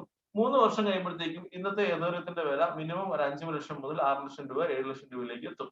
ഈ 6 ലക്ഷം രൂപ 7 ലക്ഷം രൂപയിലേക്ക് നമ്മൾ എത്തുമ്പോൾ ഇപ്പൊ തന്നെ 1 ലക്ഷം രൂപ കൊടുത്ത് എതേറിയം വാങ്ങിക്കാൻ നമ്മളെ കൊണ്ട് സാധിക്കുന്നില്ല. ശരിയല്ലേ? അപ്പൊ നമുക്ക് എന്ത് ചെയ്യാൻ വേണ്ടി സാധിക്കും? നമുക്കൊരു 5000-1000 ട്രോൺ നമ്മുടെ ഉണ്ടെന്നുണ്ടെങ്കിൽ വെറും 2 രൂപ 30 പൈസ ട്രോൺ ആണ്. ആ ട്രോണിനകത്തൂടെ നമുക്ക് ട്രോൺ അച്ചീവ് ചെയ്തതിനു ശേഷം ആ ട്രോണിനെ നമുക്ക് സ്വാപ്പ് ചെയ്ത് ഇതേറിയമാക്കി മാറ്റാം. എന്ത് വേണമെന്നുണ്ടെങ്കിൽ ചെയ്യാം. ഈ ട്രോണിന്റെ വില ഒരു 2-3 വർഷത്തിനകത്ത് നമ്മൾ വിചാരിക്കുന്നതിനേക്കാൾ അപ്പുറത്തേക്ക് ഡെവലപ്പ് ആയി പോകും. ഫോർ എക്സാമ്പിൾ, ഇന്ന് നമ്മുടെ ഒരു 1 ലക്ഷം ട്രോൺ ഉണ്ടെന്ന് കരുതുക. ഈ 1 ലക്ഷം ട്രോണിന്റെ ഇപ്പോഴത്തെ വില 2,25,000 അല്ലെങ്കിൽ 2,30,000 രൂപ മാത്രമാണ്. അത് 10 രൂപയായി കഴിഞ്ഞാൽ അതിന്റെ വില നമ്മുടെ കയ്യിലിരിക്കുന്ന അതേ അസറ്റ് എത്രയായി മാറും? 10 ലക്ഷം രൂപയായിട്ട് മാറുകയാണ്. അപ്പൊ ഇതേ കാര്യം തന്നെ ഇനി എങ്ങാനും 75 രൂപയിലേക്ക് എത്തിക്കഴിഞ്ഞാൽ ഈ ഇന്നത്തെ 2.5 ലക്ഷം രൂപ 3 വർഷം കഴിയുമ്പോൾ നമ്മുടെ കയ്യിലിരിക്കുന്നത് 75 ലക്ഷം രൂപയായിട്ടായിരിക്കും. ഇത് നമ്മൾ മനസ്സിലാക്കുക. ഓക്കെ, ഇത് വലിയൊരു ഇൻഡസ്ട്രിയാണ്. ഇതൊക്കെ മനസ്സിലാക്കിക്കൊണ്ട് ഇന്നത്തെ പല ഗവൺമെന്റുകളും ഒരു കാര്യം പറഞ്ഞുകൊണ്ട് ഞാൻ ഇതൊക്കെ കിട്ടണമെന്നുണ്ടെങ്കിൽ നിങ്ങൾ എന്ത് ചെയ്യണം എന്നൊരു കാര്യം പറഞ്ഞുകൊണ്ട് ഞാൻ എന്റെ സെഷനിലേക്ക് ജസ്റ്റ് ഒരു 10 മിനിറ്റ് ജസ്റ്റ് ഒന്ന് ഞാൻ എടുക്കുക മാത്രമേ എടുക്കുന്നുള്ളൂ. കാരണം നമ്മുടെ മണിസാർ ഉടനെ തന്നെ എത്തുമെന്ന് നമുക്ക് ഇൻഫർമേഷൻ കിട്ടിയിട്ടുണ്ട്. മണിസാറിന് വേണ്ടിയാണ് നമ്മൾ വെയിറ്റ് ചെയ്തുകൊണ്ടിരിക്കുന്നത്. സോ ഞാൻ പറയുന്നത് ഇതാണ്, ഒരു 2-3 വർഷം മുമ്പ് ചൈനീസ് ഗവൺമെന്റ് എന്ത് ചെയ്യുന്ന വെച്ചാൽ, ആരൊക്കെ കേട്ടിട്ടുണ്ടെന്ന് എനിക്കറിയില്ല, ഈ ബിറ്റ്കോയിൻ എന്ന് പറയുന്ന സംഭവം, ക്രിപ്റ്റോ കറൻസി അവരുടെ രാജ്യത്ത് അവര് ചൈന ബാൻ ചെയ്തു. ചൈന ബാൻ ചെയ്തതിനു ശേഷം സംഭവിച്ചത് എന്താണെന്നറിയാമോ? ചൈന ബാൻ ചെയ്തപ്പോൾ ഓട്ടോമാറ്റിക്കായിട്ട് ലോകത്തിലെ ഏറ്റവും വലിയ രാജ്യമാണ്, ലോകത്തിലെ ഏറ്റവും വലിയ രാജ്യമാണ്, ഏറ്റവും കൂടുതൽ ജനങ്ങളുള്ള രാജ്യമാണ്. സ്വാഭാവികമായിട്ടും ക്രിപ്റ്റോ കറൻസികളുടെ വില കുറഞ്ഞു. വില കുറഞ്ഞപ്പോഴത്തേക്കും ചൈനീസ് ഗവൺമെന്റ് ചെയ്ത അടുത്ത സ്റ്റെപ്പ് എന്താണെന്ന് അറിയാമോ? വില കുറഞ്ഞ എല്ലാ കോയിൻസും, എസ്പെഷ്യലി അന്ന് വില കുറഞ്ഞത് ബിറ്റ്കോയിൻ ആയിരുന്നു, ബിറ്റ്കോയിൻ മൊത്തമായി അവർ വാങ്ങി വെക്കാൻ തുടങ്ങി. കാരണം വില കുറഞ്ഞിരിക്കുകയാണല്ലോ. ഭയങ്കര വിലക്കുറവിൽ കിട്ടി. അവർ മാക്സിമം വാങ്ങിച്ചു വെച്ചു. ലോകത്തിലെ തന്നെ ഏറ്റവും കൂടുതൽ ബിറ്റ്കോയിൻ ഹോൾഡിംഗ്സ് ഉള്ള ഒരു, ശരിക്കും പറയുകയാണെന്നുണ്ടെങ്കിൽ ഒരു എൻറ്റിറ്റി ഇന്ന് ചൈനീസ് ഗവൺമെന്റ് ആണ്. എന്നതിന് ശേഷം അവർ എന്ത് ചെയ്യുന്നറിയാമോ? അവരുടെ രാജ്യത്ത് അവര് എന്ത് ചെയ്തു? ക്രിപ്റ്റോ കറൻസിനെ ലീഗലൈസ് ചെയ്തു. സ്വാഭാവികമായിട്ട് ലീഗലൈസ് ചെയ്യുമ്പോൾ എന്ത് സംഭവിക്കും? അന്ന് വില കുറച്ച അവർ വില കുറച്ച ബിറ്റ്കോയിന്റെ വില ഡബിളും 3 ഇരട്ടിയും 10 ഇരട്ടിയുമായി ഡെവലപ്പ് ചെയ്യുന്ന സിറ്റുവേഷനിലേക്ക് എത്തി. ഈ സിറ്റുവേഷനിലേക്ക് എത്തിയപ്പോൾ എന്ത് സംഭവിച്ചു? അവരുടെ കയ്യിലിരിക്കുന്ന ഇന്നത്തെ അസറ്റിന്റെ വില എന്ന് പറയുന്നത് നമ്മൾ ചിന്തിക്കുന്നതിന്റെ അപ്പുറത്താണ്. സോ എല്ലാവരും, അതായത് നമ്മളൊക്കെ ചിന്തിക്കുന്നതിന്റെ എത്രയേറെ അങ്ങേ അറ്റത്ത് നിന്നുകൊണ്ടാണ് ഈ പറയുന്ന ആൾക്കാരൊക്കെ ഒന്ന് ചിന്തിച്ചു നോക്കുക. അപ്പൊ നമ്മൾ ഒരു സാധാരണക്കാരൻ എന്നുള്ള രീതിയിൽ ചിന്തിക്കാതെ കുറച്ചുകൂടെ അപ്പുറത്തേക്ക് എത്തണം എന്നുള്ള രീതിയിലേക്ക്, അല്ലെങ്കിൽ 2-3 വർഷം കഴിയുമ്പോൾ ഞാൻ എന്റെ ലൈഫിൽ സെറ്റിൽ ആവണം എന്നുള്ള രീതിയിലേക്ക് നിങ്ങൾക്ക് മാറാൻ വേണ്ടി സാധിക്കുകയാണെന്നുണ്ടെങ്കിൽ അതില് എന്തൊക്കെ ചെയ്യണം എന്നുള്ള കാര്യം മാത്രം ഇന്ന് ഞാൻ ഇന്നത്തെ ഈ പ്രോഗ്രാമിലൂടെ ഞാൻ നിങ്ങളുടെ മുന്നിലേക്ക് പറയുന്നത്. ഇതാണ് ഞാൻ പറയുന്ന കമ്മിറ്റ്മെന്റ്സ്. നിങ്ങളുടെ കയ്യിൽ ബുക്കും പേപ്പറും ഉണ്ടെന്നുണ്ടെങ്കിൽ എഴുതി വെക്കാം. ഈ കമ്മിറ്റ്മെന്റ്, ഇത്രയും കാര്യങ്ങൾ നിങ്ങൾക്ക് ചെയ്യാൻ സാധിച്ചാൽ മാത്രമേ നിങ്ങൾക്ക് ഈ ഫോർസേജ് എന്ന് പറഞ്ഞ ഇൻഡസ്ട്രിക്കകത്തൂടെ അല്ലെങ്കിൽ ഈ പ്രോഗ്രാമിനകത്തൂടെ നമ്മൾ ഉദ്ദേശിച്ച രീതിയിലേക്ക് നമുക്ക് ഒരു എത്തിക്കാൻ പറ്റുള്ളൂ? ക്രിപ്റ്റോ കറൻസിയുടെ ഹോൾഡിങ്സിലേക്ക് നിങ്ങൾ എത്തുള്ളൂ. അങ്ങനെ എത്തണമെന്നുണ്ടെങ്കിൽ എന്തൊക്കെ ചെയ്യണം എന്നുള്ള പോയിന്റ് മാത്രം വളരെ ക്രിസ്പായിട്ടും സ്വീറ്റ് ആയിട്ടും എടുക്കാനാണ് ഈ ഒറ്റ സ്ലൈഡ് മാത്രമേ ഉള്ളൂ. നിങ്ങളുടെ മനസ്സിലാണ് ഇത് എഴുതി വെക്കേണ്ടത്. മനസ്സിൽ ഏറ്റെടുത്ത് കഴിഞ്ഞാൽ നമുക്ക് ചെയ്യാൻ വേണ്ടി സാധിക്കും എന്നുള്ളതാണ്. തീർച്ചയായിട്ടും ഏതൊരു വ്യവസായത്തിലും പറയുന്നത് പോലെ തന്നെ പബ്ലിക്കുമായി അല്ലെങ്കിൽ ഹ്യൂമൻ ബീയിങ്ങുമായിട്ട് നമ്മൾ ഇന്ററാക്ട് ചെയ്യുന്നത് കൊണ്ട് തന്നെ തീർച്ചയായിട്ടും അവരുടെ പേരുകൾ ലിസ്റ്റ് ഓഫ് 15%, 15 പേരുടെ ഒരു ലിസ്റ്റ് നിങ്ങൾ തയ്യാറാക്കുക. 15 പേർ ലിസ്റ്റ് തയ്യാറാക്കുമ്പോഴത്തേക്കും സാധാരണ അവിടെ സംഭവിക്കാറുള്ളതെന്ന് പറയുകയാണെന്നുണ്ടെങ്കിൽ നമ്മൾ ഇതുവരെ കേട്ട് പരിചയമില്ലാത്ത ആൾക്കാരുടെ പേരിലുള്ള ലിസ്റ്റ് എടുക്കും. അതാണ് നമ്മൾ ചെയ്യുന്നത്. അങ്ങനല്ല ചെയ്യേണ്ടത്. എടാ ഞാൻ ഉണ്ടെങ്കിൽ നീ ഉണ്ട് എന്റെ കൂടെ എന്ന് പറയുന്ന നമ്മുടെ കൂടെ ഈ പറയുന്ന നമ്മള് വേർബലി പറയാറുണ്ട്, കട്ടക്ക് നീ എന്റെ കൂടെ നിൽക്കുവോ അങ്ങനെയൊക്കെ പറയുന്ന ആൾക്കാരുണ്ട് അല്ലെ. അങ്ങനെയുള്ള ആൾക്കാരാണ് നമുക്ക് ശരിക്കും പറഞ്ഞാൽ ഇതിലേക്ക് ആവശ്യം. അല്ലാതെ നമ്മൾ ഏതെങ്കിലും ഒരു ഇതിലേക്ക് പുതിയതായിട്ട് കിട്ടിക്കഴിഞ്ഞു ഇതിനെക്കുറിച്ച് പ്രത്യേകിച്ച് നമുക്കും വലിയ ഐഡിയ ഇല്ലാത്തത് കൊണ്ട് തന്നെ സാധാരണ എന്ത് ചെയ്യുകയാണ് നമ്മൾ ചെയ്യുന്നത്, ഈ പുതിയ മരുന്നൊക്കെ കണ്ടുപിടിച്ച് കഴിഞ്ഞു കഴിഞ്ഞാൽ ഈ പറയുന്ന പോലെ ലബോറട്ടറി ആനിമൽ എന്ന് പറയും, അവരിലേക്ക് കുത്തിവെച്ച് നോക്കും. കാരണം ഈ മരുന്ന് നന്നായിട്ട് വർക്ക് ചെയ്യുമോ ഇല്ലയോ നമുക്ക് അറിഞ്ഞുകൂടല്ലോ. അങ്ങനെ ചെയ്യുന്നത് പോലെ ഒരു പരിചയമില്ലാത്ത ആൾക്കാരിലേക്ക് ഒരു കാരണവശാലും ഇതെന്താണെന്നുള്ളത് പറഞ്ഞു കൊടുക്കരുത്. പിന്നെ രണ്ടാമത്, ഇത് എങ്ങനെയാണ് അവരിലേക്ക് ഈ ബിസിനസ് അല്ലെന്നുണ്ടെങ്കിൽ ഈ പ്രോഗ്രാം എന്താണെന്നുള്ളത് അവരിലേക്ക് നമുക്ക് എങ്ങനെ എത്തിക്കാൻ വേണ്ടി സാധിക്കും? ഇതിന് പറയുന്നതാണ് പ്രോസ്പെക്ടിങ്. പ്രോസ്പെക്ടിങ് എന്ന് പറഞ്ഞാൽ എന്താണ്? വളരെ സിമ്പിൾ ആണ്. പ്രോസ്പെക്ടിങ് എന്ന് പറഞ്ഞു കഴിഞ്ഞാൽ നമ്മൾ എല്ലാവർക്കും ഈസി ആയിട്ട് മനസ്സിലാവുന്ന എക്സാമ്പിൾ തന്നെയാണ് എടുക്കാൻ വേണ്ടി പോകുന്നത്. നമ്മൾ എല്ലാവരും 10ാം ക്ലാസ്സിലും +2-ലും കോളേജിലും ഒക്കെ നമ്മൾ പ്രേമിച്ചിട്ടുണ്ട് അല്ലെ.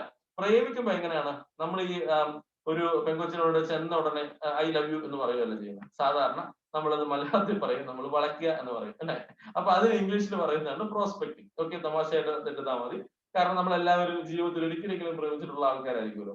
അപ്പൊ ഈ പ്രോസ്പെക്ടിങ് എന്ന് പറയുന്നത് സംഭവം അതാണ്. നമ്മൾ എന്ത് ചെയ്യുന്നു?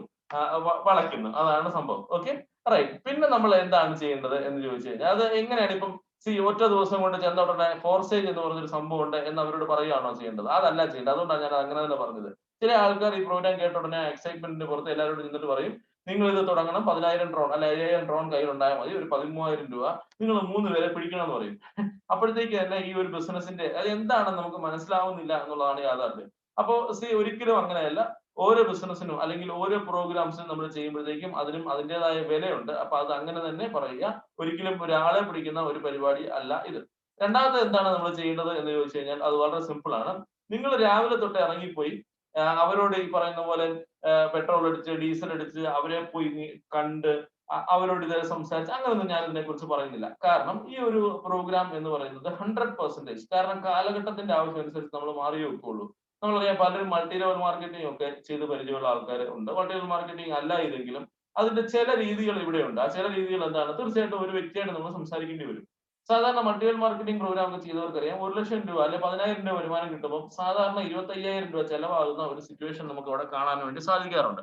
അങ്ങനെ ഒരു സിറ്റുവേഷൻ വരുമ്പോഴത്തേക്ക് എന്താണ് ഇവിടെ ശരിക്കും പറഞ്ഞാൽ അങ്ങനെ ഒരു കാര്യമില്ല.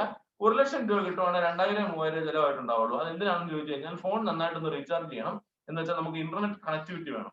രണ്ടാമതെന്ന് പറയുകയാണെന്നുണ്ടെങ്കിൽ നല്ലൊരു ഫോൺ ആയിരിക്കണം, ഒരു നല്ല ഹെഡ്സെറ്റ് ഒക്കെ ഉണ്ട്, നല്ലതാണ്. ഇതൊക്കെ ഒരു ബേസിക് റിക്വയർമെന്റ് ആണ് ഇന്നത്തെ കാലത്ത്. ഇത്രയൊക്കെ മാത്രമേ ഇവിടെ ചെലവ് വരുന്നുള്ളൂ. എന്നിട്ട് നമ്മൾ എന്ത് ചെയ്യണം? നമ്മളെ ഈ ബിസിനസ്സിലേക്ക് കൊണ്ടുവന്ന സീനിയർ പാർട്ണർ എന്നാണ് നമ്മളിവിടെ പറയുന്നത്. സീനിയർ പാർട്ണറുമായിട്ട് എന്ത് ചെയ്യണം? ഒരു കോൾ കോൺഫറൻസ് കൊടുക്കണം. എങ്ങനെയാണ് കോൾ കോൺഫറൻസ് കൊടുക്കേണ്ടത്?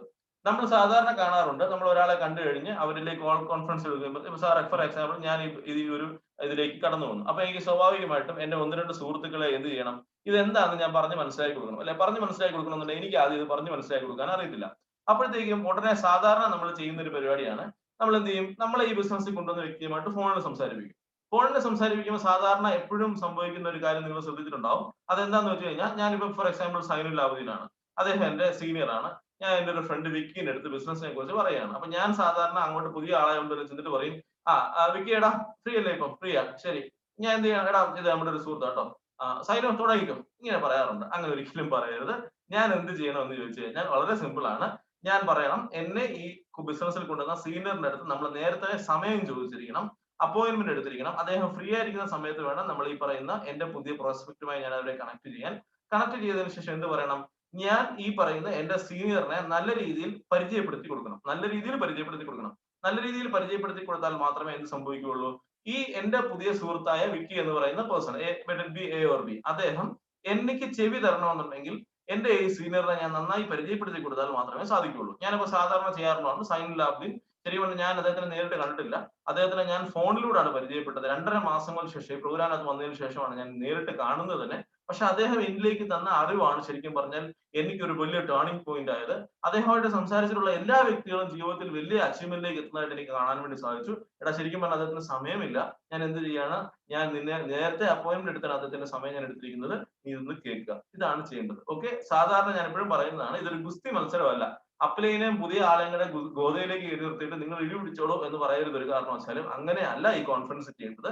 ഇതൊരു ഫുട്ബോൾ മാച്ചിൽ എങ്ങനെ നമ്മൾ പാസ് ചെയ്യുന്നു, ആ പാസ് ചെയ്യുന്ന രീതിയിൽ നമ്മൾ ഇത് കേട്ടോണ്ടിരിക്കണം. അപ്പോഴത്തേക്ക് അവസാനം എന്ത് ചെയ്യണം, 95% ആകുമ്പോഴത്തേക്ക് നമ്മൾ അദ്ദേഹത്തിന് കമ്മിറ്റ്മെന്റ് കൊടുക്കണം. എടാ നീ ധൈര്യമായിട്ട് നിൽക്ക്, ഇത് ഞാനുണ്ട്, നീയും എന്റെ കൂടെ നിൽക്ക് എന്നുള്ള കാര്യം നമ്മൾ അദ്ദേഹത്തിന് ഒരു കമ്മിറ്റ്മെന്റ് കൊടുക്കണം. കമ്മിറ്റ്മെന്റ് കൊടുക്കുമ്പോഴത്തേക്കാണ് ഇവിടെ സെയിൽസ് ക്ലോസിംഗ് അല്ലെങ്കിൽ ഗോൾ അടിക്കുക എന്ന് പറയും. അപ്പൊ ഇതൊരു നല്ല ഫുട്ബോൾ മാച്ച്, അതിൽ നല്ല പാസിംഗ് ഉണ്ടാവണം.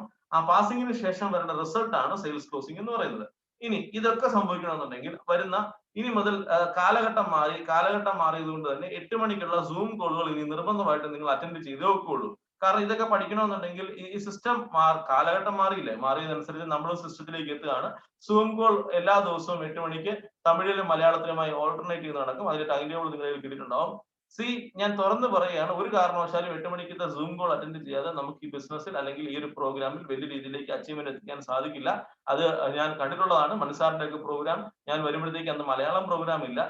998, 995 ചിലപ്പോൾ 1000 പാർട്ടിസിപ്പൻസ് ഒക്കെയാണ് അതിന്റെ പ്രോഗ്രാം. അങ്ങനെ ഒരു പ്രോഗ്രാം കണ്ടുകൊണ്ട് തമിഴ് പ്രോഗ്രാം കേട്ടിട്ടാണ് ശരിക്കും പറഞ്ഞാൽ ഞാൻ ഇതിലേക്ക് കടന്നത്. അതിനുശേഷമാണ് നമ്മൾ എല്ലാവരും മലയാളം പ്രോഗ്രാമിലേക്കൊക്കെ തുടങ്ങി മലയാളം പ്രോഗ്രാം ഇത്ര രീതിയിൽ എസ്റ്റാബ്ലിഷ് ചെയ്യാൻ സാധിച്ചത്. അദ്ദേഹം പലപ്പോഴും പറയുന്നത് കേട്ടിട്ടുണ്ട്, ആദ്യം തുടങ്ങുമ്പോൾ 2-3 പേരെ ഉള്ളായിരുന്നു, അതിനുശേഷമാണ് ഇത്ര എത്തി എന്നുള്ളതൊക്കെ അദ്ദേഹം പറയുന്നത് ഞാൻ കേട്ടിട്ടുണ്ട്. സോ ഇപ്പോഴത്തെ പാർട്ടിസിപ്പേഷൻ നിങ്ങൾ വിഷമിക്കേണ്ട, നിങ്ങൾ ചെയ്യേണ്ട പ്രവൃത്തികൾ തുടർച്ചയായി ചെയ്തുകൊണ്ടേയിരിക്കാം.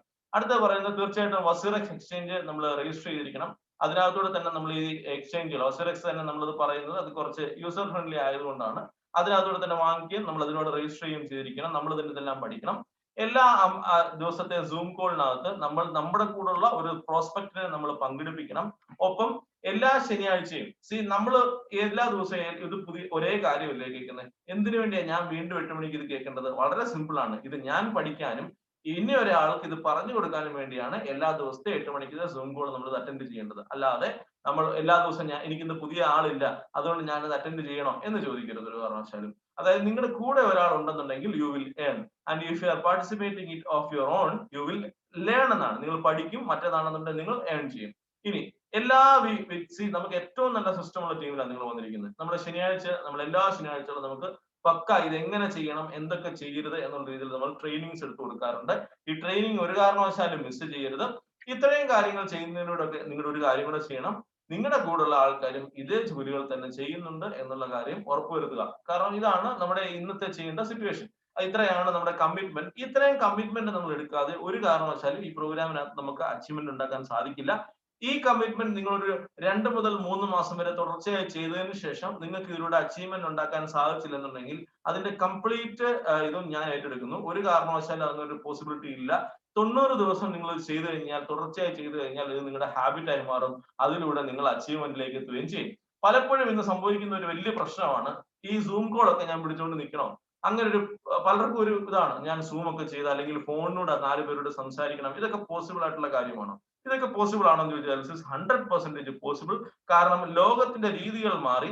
ഇന്ന് പണ്ടൊക്കെ പറയുമായിരുന്നു ഫിസിക്കൽ മീറ്റിങ്ങുകളാണ് 100% നടന്നുകൊണ്ടിരുന്നത്. നമ്മളൊരു AC ഹോളൊക്കെ എടുത്ത് എവിടെയെങ്കിലും അവിടെ നമ്മൾ അങ്ങോട്ടും ഇങ്ങോട്ടും നേരിട്ട് കാണുന്നു. പക്ഷെ ഇനി നോക്കുകയാണെന്നുണ്ടെങ്കിൽ എല്ലാ മൾട്ടിനാഷണൽ കമ്പനികളും അവരുടെ മീറ്റിങ്ങുകളുടെ ഷെഡ്യൂളുകൾ മാറ്റിയതായിട്ട് നിങ്ങൾക്ക് കാണാൻ വേണ്ടി സാധിക്കും.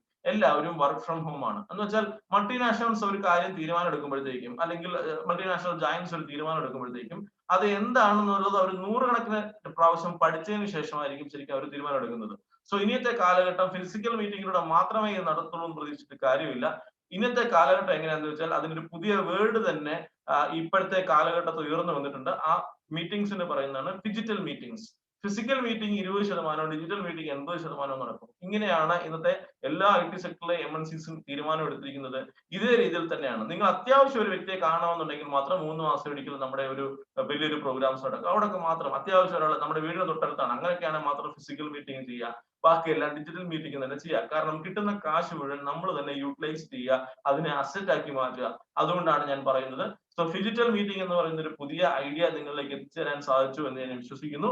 ഒപ്പം ഈ കമ്മിറ്റ്മെന്റ് ഒരു കാരണവശാലും മറക്കാതിരിക്കുക. ഞാൻ ഇന്ന് ഇപ്പോഴത്തെ ഈ സെഷൻ ഞാൻ വൈൻഡപ്പ് ചെയ്യുകയാണ്. അതിന്റെ റീസൺ എന്താണെന്ന് ചോദിച്ചു കഴിഞ്ഞാൽ നമ്മുടെ കൂടെ നമ്മുടെ എല്ലാവരുടെയും ഗ്രേറ്റ് ഇന്ത്യയിലെ തന്നെ നമ്പർ 1, ലോകത്തിലെ തന്നെ 5 or 6 നമ്മുടെയൊക്കെ അനുഗ്രഹമാണ് നമ്മുടെ എല്ലാവരുടെയും സ്വന്തം, നമ്മുടെ എല്ലാവരുടെയും മെന്റർ ഡോക്ടർ മണികണ്ഠൻ സാർ. അദ്ദേഹം നമ്മുടെ ലൈനിലുണ്ട്.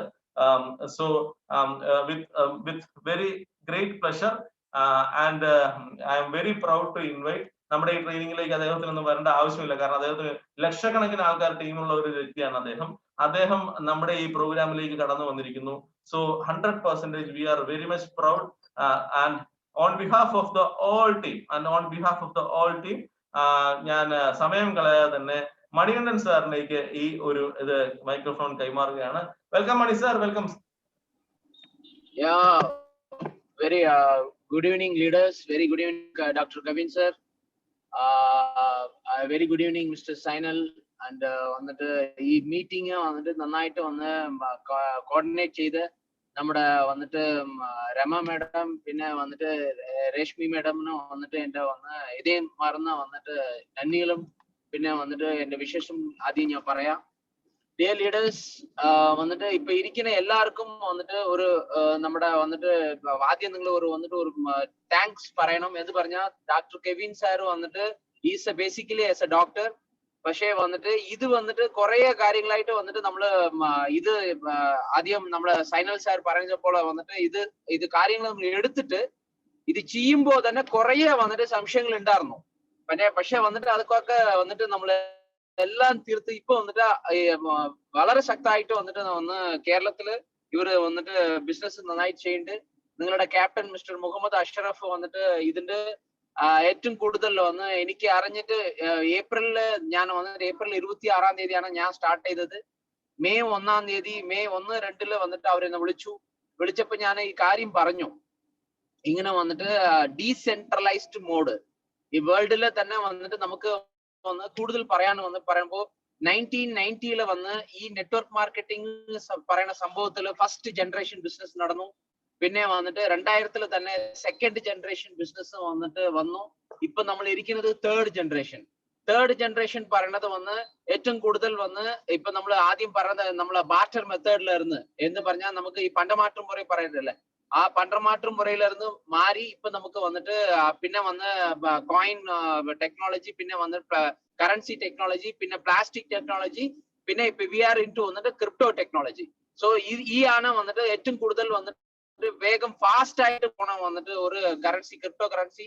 നമ്മൾ പറയുമ്പോ ഏപ്രിൽ മാസം ഞാൻ തുടങ്ങുമ്പോൾ തന്നെ നമ്മുടെ എത്തേരിയം പറയുന്ന സംഭവം എത്ര ഉണ്ടായിരുന്നു പറഞ്ഞാൽ ഒരു 18,000 രൂപ ഇരുന്ന എത്തേരിയം ഞാൻ അന്ന് പറഞ്ഞു ഏപ്രിലുള്ളില് ജാനുവരിയിലുള്ളില് വന്നിട്ട് 1 ലക്ഷം രൂപ നമുക്ക് വന്നിട്ട് ഇത് വരാൻ പോകുന്നുണ്ട്. ഏറ്റവും കൂടുതൽ എത്ര ആൾക്കാർ വേഗം സ്റ്റാർട്ട് ചെയ്തോ പറഞ്ഞ അന്ന് തന്നെ പറഞ്ഞു.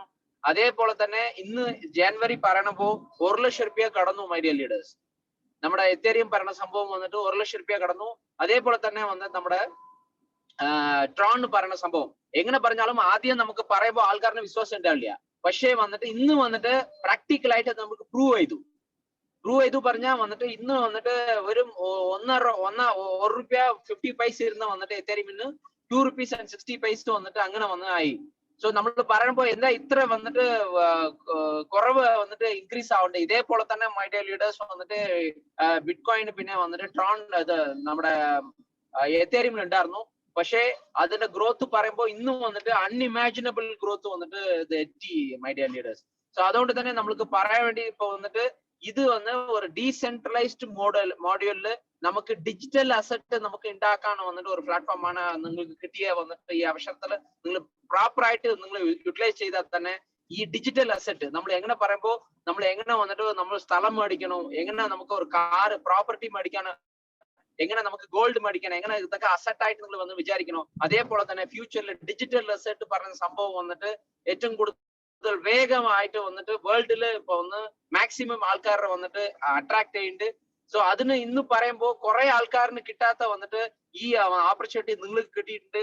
എത്ര വേഗം നിങ്ങൾ വന്നിട്ട് ഇതില് മാക്സിമം ഈ പ്രോഗ്രാം നിങ്ങൾ പഠിച്ച് വേഗം നിങ്ങൾ വന്നാൽ തന്നെ ഇനി വന്നിട്ട് നിങ്ങൾ കൂടുതൽ ഇനി വന്നിട്ട് മാർക്കറ്റിൽ നിങ്ങൾ കേൾക്കാൻ വേണ്ടി വന്നിട്ട് വിചാരിക്കുന്ന സംഭവം എന്ന് പറഞ്ഞാൽ ഡീസെൻട്രലൈസ്ഡ് പറഞ്ഞ സംഭവം, പിന്നെ ഈ ബ്ലോക്ക് ചെയിൻ ടെക്നോളജി പറഞ്ഞ സംഭവം, പിന്നെ അതേപോലെ തന്നെ വന്നിട്ട് ഈ ക്രിപ്റ്റോ കറൻസി പറഞ്ഞ സംഭവം, ഇത് കുറേ നമ്മൾ ഈ വാക്കുകൾ നമുക്ക് ഇനി ഫ്യൂച്ചറിൽ നമുക്ക് കേൾക്കാണ്ട്. സോ അതേപോലെ തന്നെ അത് നമുക്ക് എങ്ങനെ നമുക്ക് ആദ്യം നമ്മൾ പറയുമ്പോൾ ഒരു 10 കൊല്ലം മുമ്പ് ഒരു 15 കൊല്ലം മുമ്പ് എങ്ങനെ ഒരു ഫേസ്ബുക്ക് പറഞ്ഞ സംഭവം നമുക്ക് അത്ര വന്ന് ഒരു ഫേമസ് ആയിട്ടുണ്ടാവില്ല. പക്ഷെ വാട്സപ്പ് പറഞ്ഞ സംഭവം ഉണ്ടാവില്ല. പക്ഷെ ഇന്ന് അതില്ലാത്ത നമുക്കില്ല, നമ്മുടെ വന്ന് ലൈഫില്ല. അങ്ങനെ വന്നിട്ട് അങ്ങനെ ഒരു സിറ്റുവേഷൻ ആണ് ഇന്നും ഒന്ന് ഒരു 2 or 3 years നമുക്ക് വരാൻ പോകുന്നുണ്ട്. അതുള്ളിൽ മാക്സിമം എത്ര വേഗം, മാക്സിമം ഞാൻ പറയണത് ഒരു ദിവസത്തില് മാക്സിമം ഒരു half an hour to 1 hour ഇതിനെ കുറിച്ച് നിങ്ങൾ വന്നിട്ട് ഒരു എഡ്യൂക്കേഷൻ ആയിട്ട് ഇല്ലെങ്കിൽ ഇതിനെ കുറിച്ച് നിങ്ങൾ ഒരു ഡിസ്കഷൻ ചെയ്താൽ തന്നെ വേഗം നിങ്ങളുടെ വന്നിട്ട് ഒരു ഫിനാൻഷ്യൽ വന്നിട്ട് പ്രോസസ്സ് നിങ്ങളുടെ ജനറേഷൻ ഇല്ലാത്ത വന്നിട്ട് ഫിനാൻഷ്യൽ പ്രോസസ് നിങ്ങൾ ചെയ്യാൻ പറ്റും പറഞ്ഞിട്ട് എനിക്ക് വന്നിട്ട് ഈ അവസരം തന്ന എല്ലാവർക്കും എനിക്ക് എന്റെ ഇതേമാർന്ന വന്നിട്ട് ഒരു നന്ദികൾ പറഞ്ഞ് എനിക്ക് ഓപ്പർച്യൂണിറ്റി തന്ന എല്ലാ ലീഡേഴ്സും, എസ്പെഷ്യലി വന്നിട്ട് mister doctor Kevin and Zainal Abidin, mister Arun sir and mister നിങ്ങളുടെ ക്യാപ്റ്റനായ വന്നിട്ട് മുഹമ്മദ് അഷ്റഫ് സർ, പിന്നെ വന്നിട്ട് key leaders, lady leaders Rama madam, പിന്നെ വന്നിട്ട് ഐ ഫർഗോട്ട് എന്നൊരു മാഡത്തിന്റെ നെയിം മറന്നു, സോറി ഫോർ ദാറ്റ്. സോ എന്റെ നന്ദികൾ പറയാം. So wish you all the best. See you on top my dear leaders. Thank you so much. Have a great day. Thank you Mani sir. തീരെ സമയമില്ലായിരുന്നു എന്നറിയാം, എങ്കിലും ആ സമയത്തേക്ക് അദ്ദേഹം നമ്മളോട് പാർട്ടിസിപ്പേറ്റ് ചെയ്തു. Thank you sir. ഇനി ഒരു വിത്തിൻ 1 week സാറിന്റെ ഒരു 1 hour സെഷൻ ഞങ്ങളുടെ ഒരു ആഗ്രഹമാണ്. അടുത്ത വീക്കിലേക്കെങ്കിലും സാർ അതിനൊരു ടൈം തരും എന്നാണ് ഞാൻ പ്രതീക്ഷിക്കുന്നത്. സാറിനെ കേൾക്കാൻ സാധിക്കുന്നുണ്ട് സർ? സാറിന്റെ മാത്രമായിട്ടൊരു ട്രെയിനിങ് സെഷൻ എന്നുള്ള രീതിയിലേക്ക് ഞങ്ങൾ ഒരെണ്ണം പ്ലാൻ ചെയ്തോട്ടെ. അങ്ങനെയാണെന്നുണ്ടെങ്കിൽ കൂടുതൽ പാർട്ടിസിപ്പേഷൻസ് നമുക്ക് ഉറപ്പുവരുത്താൻ സാധിക്കും. തീർച്ചയായിട്ടും ഡോക്ടർ സർ. സാറ്റർഡേയിലേക്ക് അങ്ങനെയാണെന്നുണ്ടെങ്കിൽ ഞങ്ങൾ പ്ലാൻ ചെയ്തോട്ടെ സർ. എന്ന് പറഞ്ഞാൽ ഇന്ന് എനിക്ക് എന്ന് പറഞ്ഞാൽ ഞാൻ ഡ്രൈവിംഗ് ആണ്, അതുകൊണ്ട് തന്നെ എത്ര കൂടുതൽ സംസാരിക്കാൻ പറ്റില്ല. നെക്സ്റ്റ് ട്രെയിനിങ്ങിൽ തീർച്ചയായിട്ടും ഞാൻ 1 hour വന്നിട്ട് തീർച്ചയായിട്ടും നമുക്ക് ഒരു ട്രെയിനിങ് പ്രോഗ്രാം തന്നെ ചെയ്യാം. Thank you sir. അടുത്ത സാറ്റർഡേക്ക് പ്ലാൻ ചെയ്യാം sir. Thank you sir. Thank you so much sir. Okay, thank you. Have a great day. Thank you so much. Thank U. Anyway നമ്മള് വളരെ ഫാസ്റ്റ് ആയിട്ട് നമ്മൾ ടൈമിൽ തന്നെ പ്രോഗ്രാംസ് നടത്തിക്കാൻ തീരുമാനിച്ചിരിക്കുകയാണ്. അതുകൊണ്ട് തന്നെ നമ്മുടെ ഒരു ഗ്രേറ്റ് ലീഡർ, വലിയൊരു അച്ചീവർ, അദ്ദേഹം ഇന്ന് നമ്മളോട് പാർട്ടിസിപ്പേറ്റ് ചെയ്യുന്നുണ്ട്. എന്റെ ഒരു അടുത്ത സുഹൃത്തും അദ്ദേഹം ഈ ഒരു വലിയ അച്ചീവറുമാണ്. ശരിക്കും പറഞ്ഞ മാനേജ്മെന്റ് ഉള്ള രീതിയിലുള്ള ബിസിനസ്സിൽ ഒരു ഗ്രേറ്റ് അച്ചീവർ കൂടിയാണ്. വിത്ത് പ്രൈഡ് ഐ വെൽക്കം തൊടുപുഴ സ്വദേശിയായ ജിജോ സാറിനെ ഞാൻ ഈ പ്രോഗ്രാമിലേക്ക് ഞാൻ ഹാർദവമായി ക്ഷണിക്കുകയാണ്. സാറിനെ ഞാൻ ഇപ്പോൾ അൺമ്യൂട്ട് ചെയ്യുന്നതാണ്. Sir please. Jijo sir. Yes sir. Yes sir. Yes sir. Thank you. Yes, Kevin sir നമസ്കാരം സാർ. യെസ്, എല്ലാവർക്കും നമസ്കാരം. തീർച്ചയായിട്ടും ഇന്ന് എല്ലാവരും, കാരണം വെച്ച് കഴിഞ്ഞാല് വളരെ സിസ്റ്റമാറ്റിക് ആയിട്ട് ചെയ്യുന്ന ഒരു ടീം, ചില ടീമിൽ വന്നിരിക്കുന്ന എല്ലാവരും ഭാഗ്യവാന്മാരാണ്. കാരണം നമ്മുടെ കെവിൻ സാറും അതുപോലെ തന്നെ ഇപ്പൊ അരുൺ സാറും ഒക്കെ ഇപ്പൊ നമ്മുടെ അത് കഴിഞ്ഞ് വരുന്ന താരങ്ങളുണ്ട്. വിക്കിയും അഭിനവും പോലെയുള്ള ഒരുപാട് താരങ്ങൾ അവിടെ, രമ മേഡം പോലെയുള്ള ആളുകൾ അവിടെ നിന്ന് ഡെവലപ്പ് ചെയ്ത് വന്നുകൊണ്ടേയിരിക്കുന്നു. ഇതിനെപ്പറ്റി കൂടുതൽ കാര്യങ്ങൾ എന്താണ് വളരെ ഡീറ്റെയിൽ ആയിട്ട് ഒരുപക്ഷെ ഒരു യൂണിവേഴ്സിറ്റിയിൽ പഠിപ്പിക്കാൻ വേണ്ടി ആ ലെക്ചർ അല്ലെങ്കിൽ ആ പ്രൊഫസർ ഇതിനെപ്പറ്റി പഠിക്കുന്നേക്കാൾ ഉപരി കൂടുതലായിട്ടുള്ള കാര്യങ്ങൾ വിശകലനം ചെയ്തുകൊണ്ട് പഠിക്കുകയും അപ്ഡേറ്റ് ചെയ്തുകൊണ്ടിരിക്കുകയും ചെയ്യുന്ന ഒരു ടീമും അല്ലെങ്കിൽ അത്തരത്തിലുള്ള ഒരു ലീഡർഷിപ്പും ഒരു സുപ്പീരിയർ പാർട്ട്നേഴ്സും ഒക്കെയാണ് ഉള്ളത്. തീർച്ചയായിട്ടും അതുകൊണ്ട് തന്നെ ഓരോരുത്തരും ഭാഗ്യവാന്മാരാണ്. എന്താണ് അപ്ഡേറ്റ് ആയിട്ടുള്ള കാര്യങ്ങൾ എന്നുള്ളത് കൃത്യമായി നമുക്ക് കിട്ടിക്കൊണ്ടിരിക്കുന്നു. കൃത്യമായ സിസ്റ്റമാറ്റിക് ആയിട്ട്, അതാണ് ഏറ്റവും പ്രധാനപ്പെട്ടതെന്ന് പറയുന്നത്.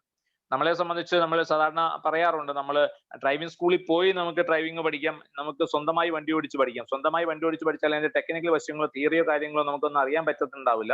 മറിച്ച് നമ്മൾ ഡ്രൈവിംഗ് സ്കൂളിൽ പോയി പഠിക്കുകയാണെങ്കിൽ തിയറിയും പ്രാക്ടിക്കലും ഒക്കെ നമുക്ക് അവിടെ പഠിക്കാൻ വേണ്ടി പറ്റും. അതിൽ കുറേയധികം കാര്യങ്ങൾ നമുക്ക് മനസ്സിലാക്കി എടുക്കാൻ വേണ്ടി നമുക്ക് പറ്റും. സോ അപ്പൊ അവിടെയാണ് നമ്മൾ ഈ ഒരു സിസ്റ്റമാറ്റിക് ആയിട്ട് ചെയ്യുന്ന ഒരു ടീമിന്റെ ഒപ്പം നിന്നുകൊണ്ട് ഈ ബിസിനസ് ചെയ്യുമ്പോൾ അവിടുത്തെ ഒരു ഗ്രോത്ത് എന്ന് പറയുന്നത് അത് ഗ്രാജുവലി കയറി വരും. പക്ഷെ ആ സിസ്റ്റമാറ്റിക് ആയിട്ട് അത് ചെയ്ത് ആ റൂട്ടിലേക്ക് വന്നു കഴിഞ്ഞാൽ പിന്നെ അതിന്റെ ഗ്രോത്ത് എന്ന് പറയുന്നത് നമുക്ക് പിടിച്ചാൽ കിട്ടാത്ത രീതിയിലേക്ക് വളരെ ഫാസ്റ്റ് ആയിട്ട് നമുക്ക് ഗ്രോത്ത് ഉണ്ടാക്കി എടുക്കാൻ പറ്റും. അതാണ് സിസ്റ്റമാറ്റിക് ആയിട്ട് ചെയ്യുന്നത്.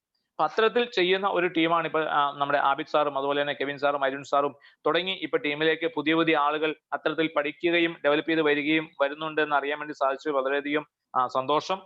ഒപ്പം തന്നെ എന്താണ് വളരെ സാധ്യതയോടുകൂടി നമുക്ക് ചെയ്യാവുന്ന ഒരു പ്രൊജക്ട് നമ്മുടെ കയ്യിലുണ്ട്. ഫോസ്റ്റേജ് നമ്മുടെ കയ്യിലുണ്ട്. ലോകം മുഴുവൻ ചെയ്യാവുന്ന ഒരു പ്രൊജക്ട് ആണ്. നമ്മളുടെ ഇവിടെയും അത് വളരെ സീരിയസ് ആയി നമുക്ക് ചെയ്യാൻ വേണ്ടി നമുക്ക് പറ്റും. ഇപ്പോ നമുക്കറിയാം, അരുൺ സാർ പറഞ്ഞു പാർലമെന്റിൽ ബില്ല് പാസ്സാക്കാനായിട്ട്. ഡിയർ ഫ്രണ്ട്സ്, നമ്മൾ മനസ്സിലാക്കുക, നമ്മൾ കിട്ടുന്ന കറൻസികളൊക്കെ 90% ആളുകളും ഇപ്പോൾ തന്നെ വിറ്റ് കാശാക്കിക്കൊണ്ടിരിക്കുക. കാരണം നമ്മൾ ആവശ്യക്കാരാണ്. എന്നാൽ കഴിഞ്ഞ മാർച്ച് മാസത്തിൽ അത് സുപ്രീം കോടതി ഓർഡറോട് കൂടി ഇവിടെ ബൈങ് ആൻഡ് സെല്ലിംഗ് എക്സ്ചേഞ്ച് തുടങ്ങി കഴിഞ്ഞപ്പോ ഇൻവെസ്റ്റ് ചെയ്ത് വെച്ചിരിക്കുന്ന, നമ്മളെക്കാൾ ഉപരി കോടിക്കണക്കിന് രൂപയുടെ കറൻസികൾ വാങ്ങി വെച്ചിരിക്കുന്ന ആളുകൾ അപ്പൊ എന്ത് ചെയ്യും? മാത്രമല്ല അതിനു വേണ്ടിയിട്ട് ലൈസൻസ് എടുത്ത് പ്രവർത്തിക്കുന്ന എക്സ്ചേഞ്ചുകൾ ഇവിടെയുണ്ട്. അപ്പോ അതൊക്കെ എന്താ പറയാ, അതിന്റെ അകത്ത് പല ഗിമിക്കുകൾ അല്ലെങ്കിൽ പല എന്താ പറയാ ഹിഡൻ അജണ്ടകളൊക്കെ ഉണ്ടാവും. സോ അത് നമ്മളെ മാത്രം ബാധിക്കുന്ന കാര്യമല്ല. ഇവിടെ ലക്ഷക്കണക്കിന് അല്ലെ 10,000-കണക്കിന് ആളുകൾ കോടികൾ ഇൻവെസ്റ്റ് ചെയ്തിട്ട് കറൻസികൾ വാങ്ങി കളക്ട് ചെയ്ത് വെച്ചിരിക്കുന്ന കാര്യങ്ങളൊന്ന് ചിന്തിച്ചു നോക്കുക നമ്മളെ സംബന്ധിച്ച്. സോ അതുകൊണ്ട് തന്നെയാണ് അതൊക്കെ ഇനി അതിന്റെ എന്താ നമ്മൾ പോസിറ്റീവായിട്ട് കാണേണ്ടത്. ഇന്ത്യയിലും ഇതെന്താണ് വരാൻ വേണ്ടി പോകുന്ന, ഇന്ത്യയും സ്വന്തം കറൻസി, അതിലാണ് നമ്മൾ നോക്കേണ്ടത്. സ്വന്തം കറൻസി എന്ന് പറയുമ്പോൾ ഇനി അത് പാടെ തുടച്ചു നീക്കിക്കൊണ്ട് സ്വന്തം കറൻസി എന്ന് പറഞ്ഞാൽ അതിന് എത്രത്തോളം പോസിറ്റീവ് വശങ്ങൾ ഉണ്ടാവും, ബാക്കി ഒന്നും പറ്റില്ല എന്ന് പറഞ്ഞാൽ അതിന് എത്രത്തോളം പോസിറ്റീവ് വശങ്ങൾ ഉണ്ടാവും. അപ്പൊ ഇവിടെ എന്താണ് എല്ലാം ഒരുമിച്ച് എന്നുള്ള രീതിയിലേക്ക് എന്നുള്ള രീതിയിൽ തന്നെയാണ് ഡെവലപ്പ് ചെയ്ത് നമുക്ക് വരിക. സോ പോസിറ്റീവായിട്ട് നമ്മുടെ രാജ്യവും ഡിജിറ്റൽ കറൻസിയെ അക്സെപ്റ്റ് ചെയ്യുന്നു, അത് ഉൾക്കൊള്ളുന്നു, അതിന്റെ സാധ്യതകൾ മനസ്സിലാക്കുന്നു എന്നുള്ള സത്യം നമ്മൾ മനസ്സിലാക്കിക്കൊണ്ട് തീർച്ചയായിട്ടും നമ്മൾ സീരിയസ് ആയിട്ട് തന്നെ പ്രൊജക്ട് നമ്മൾ ഏറ്റെടുത്ത് നമ്മൾ ചെയ്യുക. സിസ്റ്റമാറ്റിക് ആയിട്ട് കൃത്യമായിട്ട് ട്രെയിനിങ്ങും മീറ്റിങ്ങുകളൊക്കെ കൂടിക്കൊണ്ട് നമ്മൾ എന്ത് ചെയ്യുക, നമ്മൾ ഏറ്റെടുത്ത് നമ്മൾ ചെയ്യാൻ വേണ്ടി തയ്യാറാവുക. അങ്ങനെ ചെയ്യുന്ന എല്ലാ വ്യക്തികൾക്കും തീർച്ചയായിട്ടും എന്താ പറയാ ഒരിക്കൽ കൂടി ഞാൻ എല്ലാവരെയും അഭിനന്ദിക്കും. മീൻസ് ഈ ടീമിൽ വന്നിരിക്കുന്ന സിസ്റ്റമാറ്റിക് ആയിട്ട് ചെയ്യുന്ന നല്ലൊരു ടീം, എല്ലാവർക്കും എന്റെ അഭിനന്ദനങ്ങൾ, സന്തോഷം. കെവിൻ സാറേ, thank you very much sir. Thank you very much. Thank you so much for your presence sir. അടുത്ത ട്രെയിനിങ് നമുക്ക് മണിസാറിനെ കൂടെ ചേർത്ത് നിർത്തി നമുക്കൊരു 2-3 hours എന്നുള്ള രീതിയിൽ വലിയ മാസ് ട്രെയിനിങ് തന്നെ നമുക്ക് അടുത്ത സാറ്റർഡേക്ക് നടത്താം സർ. സാർ കൂടെ തീർച്ചയായിട്ടും ഉണ്ടാവണം. Thank you sir. Thank you so much. Anyway നമ്മുടെ ട്രെയിനിങ് ഷാർപ്പ് ടൈമിലൂടെ തന്നെ ട്രാവൽ ചെയ്യണം. കാരണം നമ്മുടെ എല്ലാ പ്രോഗ്രാമുകളും ഇനി മുതൽ 8 മണി എന്ന് പറഞ്ഞാൽ 8 മണി നമ്മൾ സ്റ്റാർട്ട് ചെയ്തിരിക്കും. ഇത്ര മണിക്ക് തീർക്കണമെന്നുള്ള ഇത്ര മണിക്ക് തീർത്തിരിക്കും. അങ്ങനെ പക്ക ഒരു പ്രൊഫഷണൽ രീതിയിലേക്ക് നമ്മൾ കടക്കുകയാണ്. അതിന്റെ ബേസിക് ആയിട്ടുള്ള കാര്യങ്ങൾ ഇന്ന് നിങ്ങൾക്ക് കാണാൻ വേണ്ടി സാധിക്കും. എക്സ്ട്രാ നമുക്ക് മണിസാറിനെ കിട്ടിയിട്ട് കൂടിയും നമ്മൾ ഇന്ന് നമ്മുടെ പ്രോഗ്രാം കറക്റ്റ് രീതിയിലേക്ക് തന്നെ മൂവ് ഓൺ ചെയ്യാൻ സാധിക്കുന്നുണ്ട്. എനിവേ അടുത്ത ആഴ്ചത്തെ ട്രെയിനിങ് നമ്മൾ ശനിയാഴ്ച 10 മണി മുതൽ 12 മണി വരെയാണ് നടത്തുന്നത്. എല്ലാ ആൾക്കാരും മാക്സിമം രീതിയിൽ പാർട്ടിസിപ്പേഷൻസ് ഇപ്പോൾ തന്നെ ഉറപ്പുവരുത്തണം നിങ്ങളുടെ ടീമിലേക്ക് വിളിച്ച്.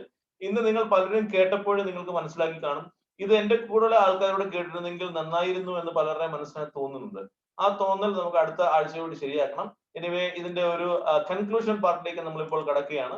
എന്നെ ഈ ബിസിനസ് അല്ലെങ്കിൽ ഈ ഒരു പ്രോഗ്രാം എന്താണെന്നും ബ്ലോക്ക് ചെയിൻ എന്താണെന്നും വളരെ സിമ്പിൾ ആയിട്ടുള്ള രീതിയിൽ മനസ്സിലാക്കി തരികയും ഇന്ന് ഒത്തിരി പേരുടെ ജീവിതത്തിൽ വലിയ വലിയ മാറ്റങ്ങൾ ഉണ്ടായിക്കൊണ്ടിരിക്കുന്നതുമായ നമ്മുടെയൊക്കെ ഈ ടീമിന്റെ കരുത്തുറ്റ സാരഥി, അവർ സ്ട്രോങ് പില്ലർ, നമ്മുടെ എല്ലാം ഇഷ്ട ബ്രദർ, അവർ ഡിയർ ബ്രദർ സൈനുൽ ലാബുദ്ദീൻ അദ്ദേഹം ഉണ്ട്. അദ്ദേഹത്തിലേക്ക് നമ്മൾ നമ്മുടെ കൺക്ലൂഷൻ പാർട്ടിലേക്ക് കിടക്കുകയാണ്.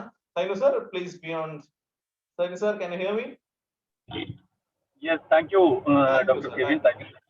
Okay, anyway, എന്തായാലും വളരെ സന്തോഷം. നമ്മുടെ ഈ ഒരു ട്രെയിനിങ് പ്രോഗ്രാം നമ്മൾ 3ാമത്തെ വീക്കാണ് നടത്തുന്നത്. ഓരോ വീക്കിലും നമ്മൾ ആദ്യം തുടങ്ങിയതിനേക്കാൾ കൂടുതൽ ആളുകൾ ഇന്ന് പ്രോഗ്രാമിലുണ്ട്. അതോടൊപ്പം തന്നെ ഇന്ന് നമുക്കൊരു സ്പെഷ്യൽ പ്രോഗ്രാമും കൂടി ആയിരുന്നു. നമ്മുടെ മണിസാറിനെ നമുക്ക് കിട്ടുന്നുണ്ടായി. അതോടൊപ്പം തന്നെ ഇന്ന് ഏറ്റവും പ്രധാനം പറയാനുള്ള ഒരു കാര്യം എന്ന് വെച്ചാൽ ഇന്ന് അരുൺ സാറിന്റെ സെക്ഷൻ, കാരണം അതൊരു മാർവലസ് സെക്ഷൻ തന്നെയായിരുന്നു. മറ്റൊന്നുമല്ല, കാരണം ഒരുപാട് ഇൻഫർമേഷൻസ്, ഒരുപാട് അപ് ടു ഡേറ്റ് ആയിട്ടുള്ള ഒരുപാട് ഇൻഫർമേഷൻസ് നമുക്ക് അതിലുണ്ടായിരുന്നു. അതേപോലെ തന്നെ നമുക്ക് നല്ല എൻട്രി കൈകാര്യം ചെയ്യുക നമ്മുടെ വിക്കി കോഴിക്കോട്, അതേപോലെ തന്നെ മറ്റേ കെവിൻ സാറിന്റെ ഹൗ ടു ഡെവലപ്പ്, അത് വളരെ നല്ല രീതിയിൽ അദ്ദേഹം കൈകാര്യം ചെയ്തു. Thank you all. അതേപോലെ തന്നെ ജിജോ സാറിന്റെ ഒരു നല്ലൊരു എക്സ്പീരിയൻസ്, മണിസാറിന്റെ ഒരു എക്സ്പീരിയൻസ് നമുക്ക് കിട്ടി. Thank you all. Thank you so much. Anyway എന്താണ് ഫോർ സ്റ്റേജ് എന്നുള്ളതും എങ്ങനെയാണ് ഡെവലപ്പ് ചെയ്യണം എന്നുള്ള കാര്യങ്ങളും നമുക്ക് വളരെ വ്യക്തമായി തന്നെ നമുക്ക് ഈ കഴിഞ്ഞ 1 മണിക്കൂർ ഏകദേശം മനസ്സിലായിട്ട്. ഇനി നമുക്ക് കിട്ടാൻ പോകുന്ന അല്ലെങ്കിൽ നമ്മൾ അറിയാൻ പോകുന്ന കാര്യങ്ങൾ എന്ന് വെച്ച് കഴിഞ്ഞാൽ എന്തുകൊണ്ട് ഫോർ സ്റ്റേജ്, അതുപോലെ തന്നെ എന്തിനാണ് ഫോർ സ്റ്റേജ്, ഈ 2 കാര്യങ്ങൾ കൂടി നമ്മൾ അറിയണം. എന്തുകൊണ്ട് ഫോർ സ്റ്റേജ് എന്ന് ചോദിച്ചു കഴിഞ്ഞാൽ ഈ ഒരു കാലഘട്ടത്തില് ഫോർ സ്റ്റേജിനെ മറികടക്കാനായിട്ടുള്ള ഒരു സ്ട്രാറ്റജി അല്ലെങ്കിൽ വേറൊരു ബിസിനസ് മേഖല ഇല്ല എന്ന് തന്നെ പറയാം. കാരണം മറ്റൊന്നുകൊണ്ടല്ല, എന്നെ ഏതൊരു വ്യക്തിയെ സംബന്ധിച്ചിടത്തോളം ഒന്നെങ്കിൽ ഒരു ബിസിനസ് നല്ലൊരു ഇന്നോവേറ്റീവ് ആയിട്ടുള്ള അല്ലെങ്കിൽ നല്ലൊരു ഡ്രീം ഉള്ള ഒരു വ്യക്തിയാണെന്നുണ്ടെങ്കിൽ അദ്ദേഹത്തിനെ സംബന്ധിച്ചിടത്തോളം അദ്ദേഹം രാപ്പകലില്ലാതെ അധ്വാനിക്കും തോറും അദ്ദേഹത്തിന്റെ ആ ഒരു ഡ്രീമിലേക്കുള്ള ആ ഒരു എത്താനുള്ള ആ ഒരു സമയം എന്ന് പറയുന്നത് വളരെ ലോങ്ങാണ്. സോ അതുകൊണ്ട് തന്നെ അതല്ലെങ്കിൽ ഒരു ബിസിനസ് ചെയ്യണമെന്നുണ്ടെങ്കിൽ, ബിസിനസ് ചെയ്തിട്ട് ആ ഡ്രീമിലേക്ക് ഫുൾഫിൽ ആവണം എന്നുണ്ടെങ്കിൽ തീർച്ചയായിട്ടും വലിയൊരു ഇൻവെസ്റ്റ്മെന്റ് ആവശ്യമാണ്. ഇനി അല്ല, വിത്തൗട്ട് ഇൻവെസ്റ്റ്മെന്റിൽ കാര്യങ്ങൾ ചെയ്യാന്ന് വെച്ച് കഴിഞ്ഞാലും അതിന് പറ്റുന്ന ഒരു സാഹചര്യമുള്ള ഒരു സ്ട്രാറ്റജിയിലല്ല ഇന്ന് നമ്മുടെ ലോകം കടന്നുപോയിക്കൊണ്ടിരിക്കുന്നത്. സോ എന്ത് ചെയ്താലാണ് നമുക്ക് അടുത്തൊരു ലെവലിലേക്ക് അല്ലെങ്കിൽ നമ്മുടെ ഡ്രീമുകൾ നമുക്ക് അല്ലെങ്കിൽ നമ്മുടെ സ്വപ്നങ്ങൾ യാഥാർത്ഥ്യമാക്കാൻ വേണ്ടി കഴിയുക? അവിടെയാണ് ഈ പറയുന്ന ഫോർസേജ് എന്ന് പറയുന്ന സ്മാർട്ട് കോൺട്രാക്ട് സിസ്റ്റം നമ്മളിലേക്ക് തരുന്ന ഒരുപാട് ഇൻഫർമേഷൻസ് നമുക്ക് തരുന്നുണ്ട്. കാരണം ഈ ഒരു ഡിജിറ്റൽ കാലഘട്ടത്തിൽ ഡിജിറ്റലായിട്ട് മൂവ് ചെയ്യുമ്പോഴാണ് നമുക്ക് മാക്സിമം നമുക്ക് കളക്ട് ചെയ്യാൻ പറ്റുന്നതും മാക്സിമം നമ്മൾ ആഗ്രഹിക്കുന്ന ലൈഫ് നമുക്ക് കിട്ടാൻ പോകുന്നത്. സോ അതുകൊണ്ട് തന്നെ ഇന്ന് ഏറ്റവും കൂടുതൽ ഈ ഫോർസേജ് എന്ന് പറയുന്ന സിസ്റ്റത്തിനെ കുറിച്ച് മനസ്സിലാക്കാൻ ശ്രമിക്കുകയും മനസ്സിലാക്കി പ്രവർത്തിക്കുകയും ചെയ്തു കഴിഞ്ഞാൽ നമുക്ക് ജീവിതത്തിൽ നമ്മൾ ആഗ്രഹിക്കുന്ന ഒരു ഫിനാൻഷ്യൽ ഫ്രീഡത്തിലേക്ക് എത്താൻ കഴിയും. അത് ഇന്നിവിടെ സംസാരിച്ച മണികണ്ഠൻ സാറ് നമുക്ക് കാണിച്ചു തന്നാണ്. 77 ദിവസം കൊണ്ട് ഒരു കോടീശ്വരനായി മാറാൻ അദ്ദേഹത്തിന് കഴിഞ്ഞിട്ടുണ്ടെന്നുണ്ടെങ്കിൽ നമ്മുടെ ഈ ഒരു ബിസിനസ്സിലേക്ക് കൊണ്ടുവന്നിട്ടുള്ള എന്നെ ഈ ഒരു ബിസിനസ്സിലേക്ക് ഇൻട്രൊഡ്യൂസ് ചെയ്തിട്ടുള്ള അല്ലെങ്കിൽ ഈ ഒരു സിസ്റ്റത്തിലേക്ക് കൊണ്ടുവന്നിട്ടുള്ള അവർ great mentor mister Muhammad Ashraf 121 ദിവസം കൊണ്ട് 1 കോടി രൂപ അച്ചീവ് ചെയ്യുന്നത് എങ്ങനെയാണെന്നുള്ളത് നമുക്ക് കാണിച്ചു തന്നിട്ടുള്ളതാണ്. അതേപോലെ തന്നെ ജിജോ സാറിനെയും എന്നെയും ഇന്ന് ഏകദേശം ഈ ഒരു സിസ്റ്റത്തിലൂടെ 30 ലക്ഷം രൂപയ്ക്ക് മുകളിൽ സമ്പാദിക്കാൻ കഴിഞ്ഞിട്ടുണ്ടെന്നുണ്ടെങ്കിൽ അതിന് ഒരൊറ്റ കാര്യം മാത്രമേ ഉള്ളൂ, സിസ്റ്റമാറ്റിക് ആയിട്ടുള്ള പ്രവർത്തനം, ഇതിനെ പറ്റിയിട്ടുള്ള നല്ല നോളജ് നമുക്ക് കിട്ടി എന്നുള്ളൊരു കാര്യം കൊണ്ട് മാത്രം തന്നെയാണ് നമുക്ക് ഈ ഒരു അച്ചീവ്മെന്റിലേക്ക് എത്തിയിട്ടുള്ളത്. സോ തീർച്ചയായിട്ടും ഈ എങ്ങനെയാണ് ഇന്നത്തെ ഈ ഒരു കാലഘട്ടത്തിൽ നമ്മൾ തീർച്ചയായിട്ടും മനസ്സിലാക്കേണ്ട ഒരു പോയിന്റ് ആണ്. കാരണം ഫോർസേജ് എന്ന് പറയുന്നത് ഒരു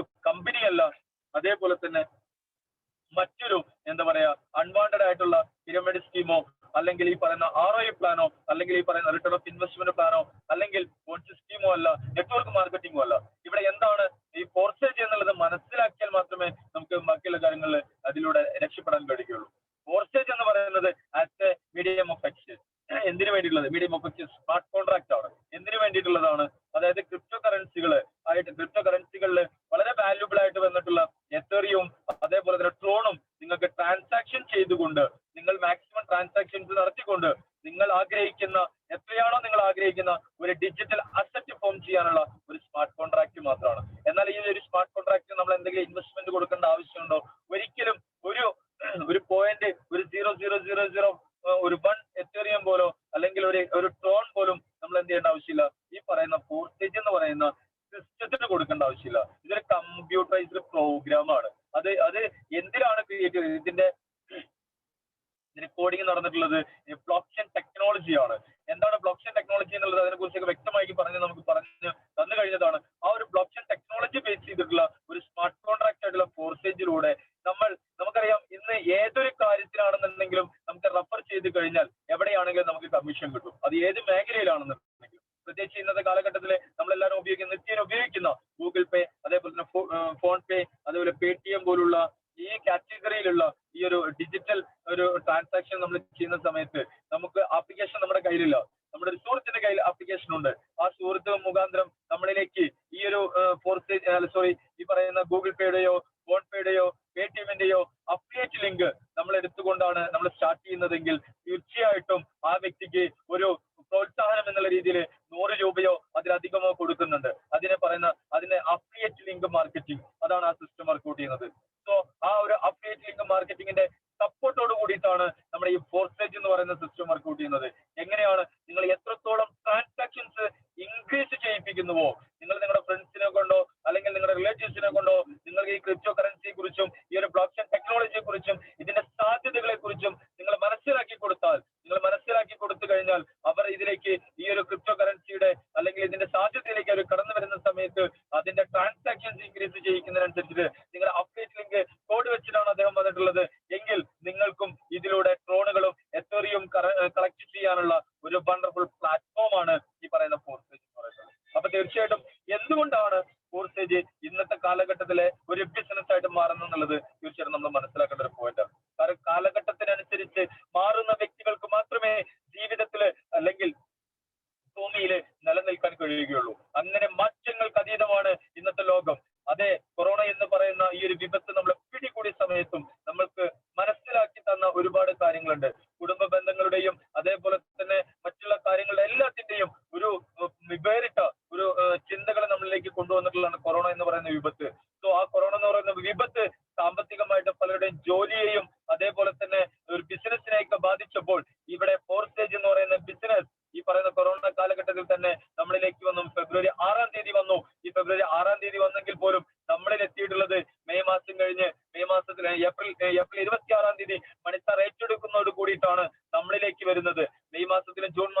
നമ്മളിലേക്ക് ഈ ഒരു ബിസിനസ് എത്തിയപ്പോൾ നമ്മൾ തീർച്ചയായിട്ടും മനസ്സിലാക്കേണ്ട ഒരു പോയിന്റ് ഉണ്ട്.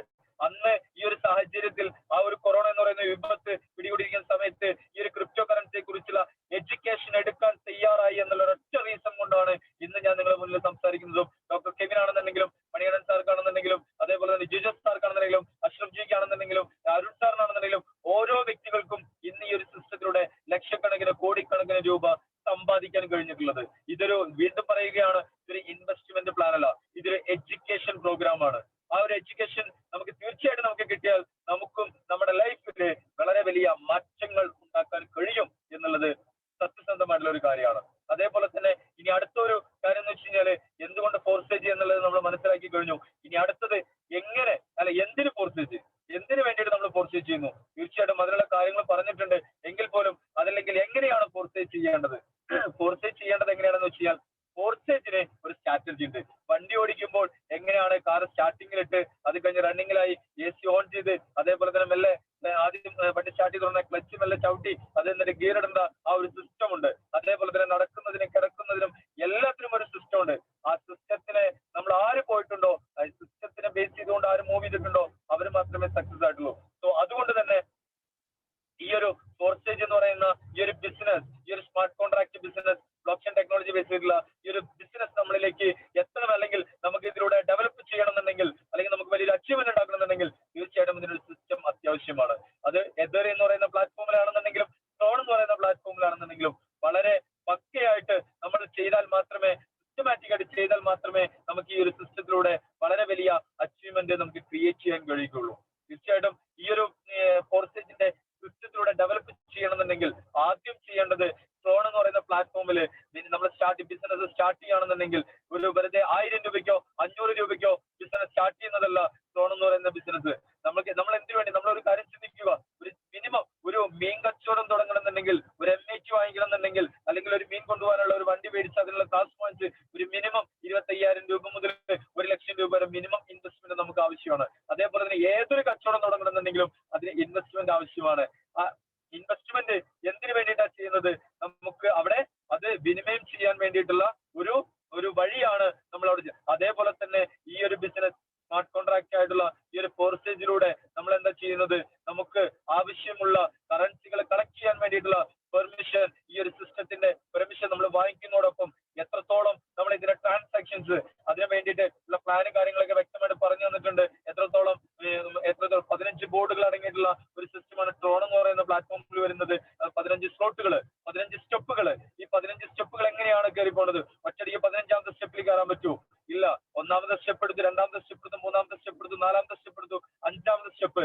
ഈ ഒരു ബിസിനസ് സ്റ്റാർട്ട് ചെയ്യാനുള്ള ഏറ്റവും നല്ല സ്ട്രാറ്റജി എന്ന് പറയുന്നത് മിനിമം 5 ലെവൽ എടുത്തുകൊണ്ട് 5ാമത്തെ സ്റ്റെപ്പ് എടുത്തുകൊണ്ട് സ്റ്റാർട്ട് ചെയ്താൽ തീർച്ചയായിട്ടും XP എന്ന് പറയുന്ന പ്ലാറ്റ്ഫോമിൽ മിനിമം 5 സ്ലോട്ട് എടുത്ത്, അതേപോലെ തന്നെ X4 എന്ന് പറയുന്ന പ്ലാറ്റ്ഫോമിൽ നോക്കുകയാണെന്നുണ്ടെങ്കിൽ നമുക്ക് മിനിമം 4 സ്ലോട്ട്. അതായത് എക്സാമ്പിൾ പറയാം, കാരണം XP എന്ന് പറയുന്ന പ്ലാറ്റ്ഫോമിൽ 5 സ്ലോട്ട് എന്ന് പറയുന്ന സമയത്ത് 1ാമത്തെ സ്ലോട്ടിന്റെ വാല്യൂ 100 ട്രോൺ ആണ്, 2ാമത്തെ 200 ആണ്, അതേപോലെ 400, അതേപോലെ 800, 1600. അതേപോലെ തന്നെ X4 എന്ന് പറയുന്ന കാറ്റഗറിയിൽ വരുന്ന സമയത്ത് ഈ പറയുന്ന 800 വരെയുള്ള ഈ ഒരു 4 സ്ലോട്ടുകൾ എടുക്കുക. അതേപോലെ തന്നെ X-Gold 3 എന്ന് പറയുന്ന ഒരു സ്ട്രാറ്റജി ഫോം ചെയ്യുക. ഇങ്ങനെ 5, 4, 3 എന്ന് പറയുന്ന റേഷ്യോ എടുത്തുകൊണ്ട് നിങ്ങൾ സ്റ്റാർട്ട് ചെയ്യുകയും ഇതേ രീതിയിൽ നിങ്ങൾ ഒരു 5 പേരെ റെഫർ ചെയ്താൽ, ഈ 5 പേരെ റെഫർ ചെയ്ത് നിങ്ങൾ ഇതിനെ സിസ്റ്റമാറ്റിക് ആയിട്ട് മൂവ് ചെയ്താൽ, അത് എങ്ങനെയാണ് നിങ്ങൾ മൂവ് ചെയ്യണം എന്നുള്ളത് തീർച്ചയായിട്ടും അതിന്റെ ഡീറ്റെയിൽ ആയിട്ടുള്ള ട്രെയിനിങ് ക്ലാസ്സിൽ നമ്മൾ വർക്ക്ഔട്ട് ചെയ്യുന്നുണ്ട്. അങ്ങനെ നിങ്ങൾ ഈ ഒരു സിസ്റ്റത്തിലേക്ക് ഒരു 6100 6500 ട്രോൺ എടുത്ത് നിങ്ങൾ സ്റ്റാർട്ട് ചെയ്യുകയും ഈ 6500 ട്രോണിന്റെ ബിസിനസ് നിങ്ങൾ പ്രൊമോട്ട് ചെയ്യുകയും ചെയ്താൽ വളരെ ഫാസ്റ്റ് ആയിക്കൊണ്ട് നിങ്ങൾക്ക് ഈ ഒരു സിസ്റ്റത്തിലൂടെ നമുക്ക് വലിയൊരു അച്ചീവ്മെന്റ് എത്താൻ പറ്റും. അങ്ങനെ അച്ചീവ്മെന്റിലേക്ക് എത്തിയിട്ടുള്ള ഒരു വ്യക്തിയുടെ ഒരു ഐഡിയ ആണ് ഇവിടെ ഓപ്പൺ ചെയ്ത് വെച്ചിട്ടുള്ളത്. അത് 1628. അത് മറ്റാരുടെ അല്ല, നമുക്കിന്ന് അദ്ദേഹത്തിന്റെ ഒരു ടൈം കിട്ടിയത് തന്നെ വളരെ ഒരു പ്രഷ്യസ് ആയിട്ടുള്ള ഒരു ടൈം. അദ്ദേഹത്തിന്റെ ഒരു ടൈമില് 1628 ഐഡിയ മെയിൻറ്റെയിൻ ചെയ്യുന്ന ഡോക്ടർ മണികണ്ഠൻ എന്ന് പറയുന്ന വ്യക്തിയുടെ ഐഡിയ ആണ് ഓപ്പൺ ചെയ്തിട്ടുള്ളത്. ഈ ഒരു സിസ്റ്റത്തിലൂടെ 17,82,430 ട്രോൺ അദ്ദേഹം അച്ചീവ് ചെയ്തിട്ടുണ്ട്. സുഹൃത്തുക്കളൊന്ന് ആലോചിച്ച് നോക്കുക. 17 ലക്ഷം ടോൺ എന്ന് പറഞ്ഞു കഴിഞ്ഞാല് ഒരു 2 രൂപ കൂട്ടിക്കോളൂ. 2 രൂപ 50 പൈസക്ക് മുകളിലാണ് റേറ്റ് എങ്കിൽ 2 രൂപ റേറ്റ് കൂടിയാൽ തന്നെ എത്രയും ഏകദേശം 34 ലക്ഷം രൂപ അദ്ദേഹം ഈ ഒരു സിസ്റ്റത്തിലൂടെ സമ്പാദിച്ചിട്ടുള്ളതാണ്. തീർച്ചയായിട്ടും നമ്മൾ മനസ്സിലാക്കേണ്ട പോയിന്റ് അത് തന്നെയാണ്. അദ്ദേഹത്തിന്റെ സ്ട്രാറ്റജി നിങ്ങൾ നോക്കി നോക്കുക, എത്ര വരെയാണ് അദ്ദേഹം അപ്ഗ്രേഡ് ചെയ്തിട്ടുള്ളത്. അതേപോലെ തന്നെ അദ്ദേഹം അപ്ഗ്രേഡ് ചെയ്തതിനേക്കാൾ ഉപരിയായിട്ട് ആ ഒരു സിസ്റ്റത്തിലേക്ക് അദ്ദേഹത്തിന്റെ കൂടെ അദ്ദേഹത്തിന്റെ കൂടെയുള്ള ആളുകളെ ട്രാവലിംഗ് ചെയ്തിട്ടുള്ള കാര്യം കൂടി വന്നപ്പോ എന്ത് സംഭവിച്ചു? ഓട്ടോമാറ്റിക്കലി അദ്ദേഹത്തിന് കിട്ടുന്ന ബെനിഫിറ്റ് എന്ന് പറയുന്നത് 10 മടങ്ങ് വർദ്ധിച്ചു. തീർച്ചയായിട്ടും അത് തന്നെയാണ് നമ്മൾ മനസ്സിലാക്കേണ്ടത്.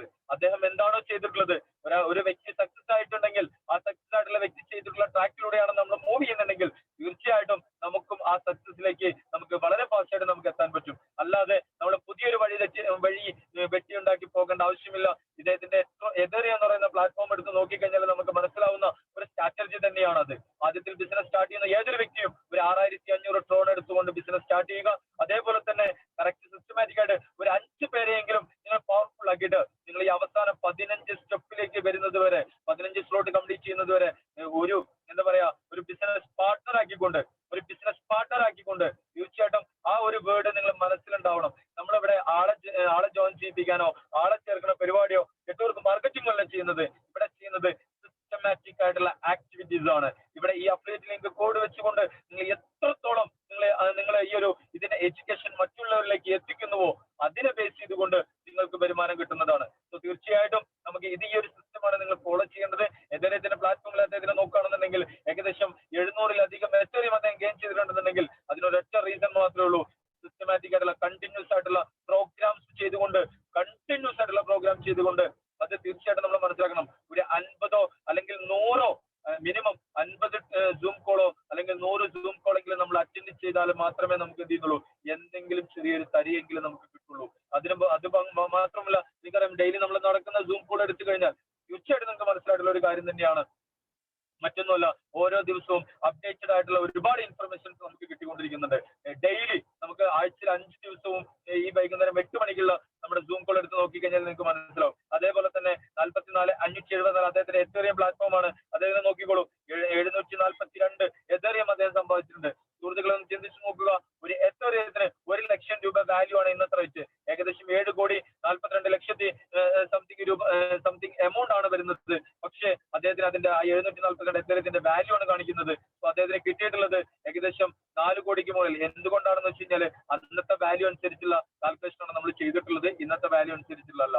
കാരണം അന്ന് 18,000 രൂപ കഴിഞ്ഞു, അത് 30,000-ലേക്കും 40,000-ലേക്കും എത്തിയ സമയത്തുള്ള ആ ഒരു ടൈമിലാണ് അദ്ദേഹത്തിന് കൂടുതൽ കറൻസികൾ കിട്ടിയിട്ടുള്ളത്. ഇന്ന് അതിന്റെ വാല്യൂ എന്ന് പറയുന്നത് ഏകദേശം 7 കോടിക്ക് മുകളിലാണ്. തീർച്ചയായിട്ടും നമ്മൾ മനസ്സിലാക്കുന്ന ഒരു പോയിന്റ്, ഒരു യുഗത്തില് ഒരു ജീവിതത്തില് 30 വർഷം നമ്മൾ വർക്ക് ചെയ്താൽ, നമുക്ക് ഒരു 30,000 രൂപ സാലറിക്ക് നമ്മൾ വർക്ക് ചെയ്താൽ നമ്മളൊരു 30 വർഷം അങ്ങനെ കണ്ടിന്യൂസ് ആയിട്ട് 365 ദിവസം റെസ്റ്റ് ഇല്ലാതെ നമ്മൾ പണിയെടുത്തു കഴിഞ്ഞാൽ നമുക്ക് കിട്ടുന്നത് എത്രയാണെന്ന് നിങ്ങളൊന്ന് കാൽക്കുലേറ്റ് ചെയ്ത് നോക്കുക. 1,08,00,000 രൂപ മാത്രമേ സുഹൃത്തുക്കളെ നമുക്ക് കിട്ടുകയുള്ളൂ. ഒരു ലൈഫില് നമുക്ക് നമ്മുടെ വാല്യൂ ഒരു 30 വർഷം നമ്മൾ പണിയെടുത്താൽ 1,08,00,000 രൂപ കിട്ടുന്നത് ഇവിടെ 77 ദിവസം കൊണ്ട് നമ്മുടെ സുപ്പീരിയർ പാർട്ണർ ആയിട്ടുള്ള മണികണ്ഠൻ എന്ന് പറയുന്ന വ്യക്തി 1 കോടി രൂപ സമ്പാദിച്ചെങ്കിൽ നമ്മുടെ സുപ്പീരിയർ പാർട്ണർ ആയിട്ടുള്ള അടുത്ത മിസ്റ്റർ മുഹമ്മദ് അഷ്റഫ് എന്ന് പറയുന്ന വ്യക്തി അദ്ദേഹം 121 ദിവസം കൊണ്ട് 1 കോടി രൂപയ്ക്ക് മുകളിൽ സമ്പാദിച്ചിട്ടുണ്ടെങ്കിൽ അതിന് ഒരൊറ്റ കാര്യം മാത്രമേ ഉള്ളൂ, ടെക്നോളജി ട്രേഡ് വിത്ത് ടെക്നോളജി. അല്ലാതെ ഇന്നും പണ്ട് കാലത്ത് കൃഷി ചെയ്യാൻ വേണ്ടിയിട്ട് പാടത്ത് നിലമൊഴുകുന്നത് പോത്തിനെയും കാളയെയും പിടിച്ചുകൊണ്ട് നിലമൊഴുകുന്ന ഒരു സിസ്റ്റത്തിലാണ് നമ്മൾ പോകുന്നതെങ്കിൽ നമുക്ക് എവിടെ എത്താൻ കഴിയില്ല. നമ്മുടെ ലൈഫിൽ നമ്മൾ എത്രയാണോ നമ്മൾ വാല്യൂ കൊടുക്കുന്നുള്ളത് നമ്മൾ തീർച്ചയായിട്ടും മനസ്സിലാക്കുക. അങ്ങനെ മനസ്സിലാക്കി പ്രവർത്തിച്ചാൽ മാത്രമേ നമുക്ക് ഈ ഒരു സിസ്റ്റത്തിലൂടെ രക്ഷപ്പെടാൻ പറ്റുള്ളൂ. അല്ലാതെ നമുക്ക് ഈ പറയുന്ന കാലഘട്ടത്തിനനുസരിച്ച് മാറാൻ നമ്മൾ തയ്യാറായില്ലെങ്കിൽ എന്നും ഈ ആളുകളെ നേരിൽ പോയി കണ്ടുകൊണ്ട് ബിസിനസ് ചെയ്തിരുന്ന ആ ഒരു സിസ്റ്റത്തിലാണ് നമ്മൾ ഇനിയും മൂവ് ചെയ്യുന്നതെങ്കിൽ തീർച്ചയായിട്ടും നമ്മൾ വിഡ്ഢികളാണ്. കാരണം കാലഘട്ടത്തിനനുസരിച്ച് എഡ്യൂക്കേഷൻ മാറിയപ്പോൾ, കാലഘട്ടത്തിനനുസരിച്ച് ബിസിനസ് മാറിയപ്പോൾ ആ ബിസിനസിനെ ഏറ്റെടുക്കാൻ വേണ്ടിയിട്ട് ആ ബിസിനസിന്റെ സാധ്യതകളെ മനസ്സിലാക്കി ഏറ്റെടുത്ത ആളുകൾ നമ്മുടെ മുന്നിൽ കാണിച്ചു വരുമ്പോൾ 4 കോടിക്ക് മുകളിൽ സമ്പാദിച്ച് കാണിച്ചു വരുമ്പോൾ, 1 കോടിക്ക് മുകളിൽ സമ്പാദിച്ച് കാണിച്ചു വരുമ്പോൾ, 30 ലക്ഷത്തിന് മുകളിൽ സമ്പാദിച്ച് കാണിച്ചു വരുമ്പോൾ, 1 ലക്ഷം രൂപയ്ക്ക് മുകളിൽ സമ്പാദിച്ച് കാണിച്ചു വരുമ്പോൾ അതല്ല യാഥാർത്ഥ്യം. ഇന്നും ഡയറക്റ്റ് മീറ്റിംഗ് പോയിട്ടേ ഞാൻ ബിസിനസ് എടുക്കുകയുള്ളൂ, അവർക്ക് അതാണ് എന്റെ കൂട്ടുകാർക്ക് എന്റെ റിലേറ്റീവ്സിന് അത് മാത്രമേ കഴിയുകയുള്ളൂ എന്നുള്ള ആ ഒരു കാര്യം നമ്മൾ മാറ്റി. ഇത്രയും കാലം നമ്മൾ കണ്ടതാണ്, കുട്ടികൾ സ്കൂളിലേക്ക് റെഗുലർ ആയിട്ട് പോയിക്കൊണ്ടിരിക്കുന്നത്. നമ്മുടെയൊക്കെ ചെറുപ്പ കാലഘട്ടം മുതൽ നമ്മളൊന്നും ചിന്തിച്ചിട്ട് കൂടിയില്ല ഇങ്ങനെ 1 വർഷം നമുക്ക് വീട്ടിലിരിക്കേണ്ടി വരും, പഠനം നിർത്തേണ്ട ഒരു അവസ്ഥ വരുന്നുള്ളത്.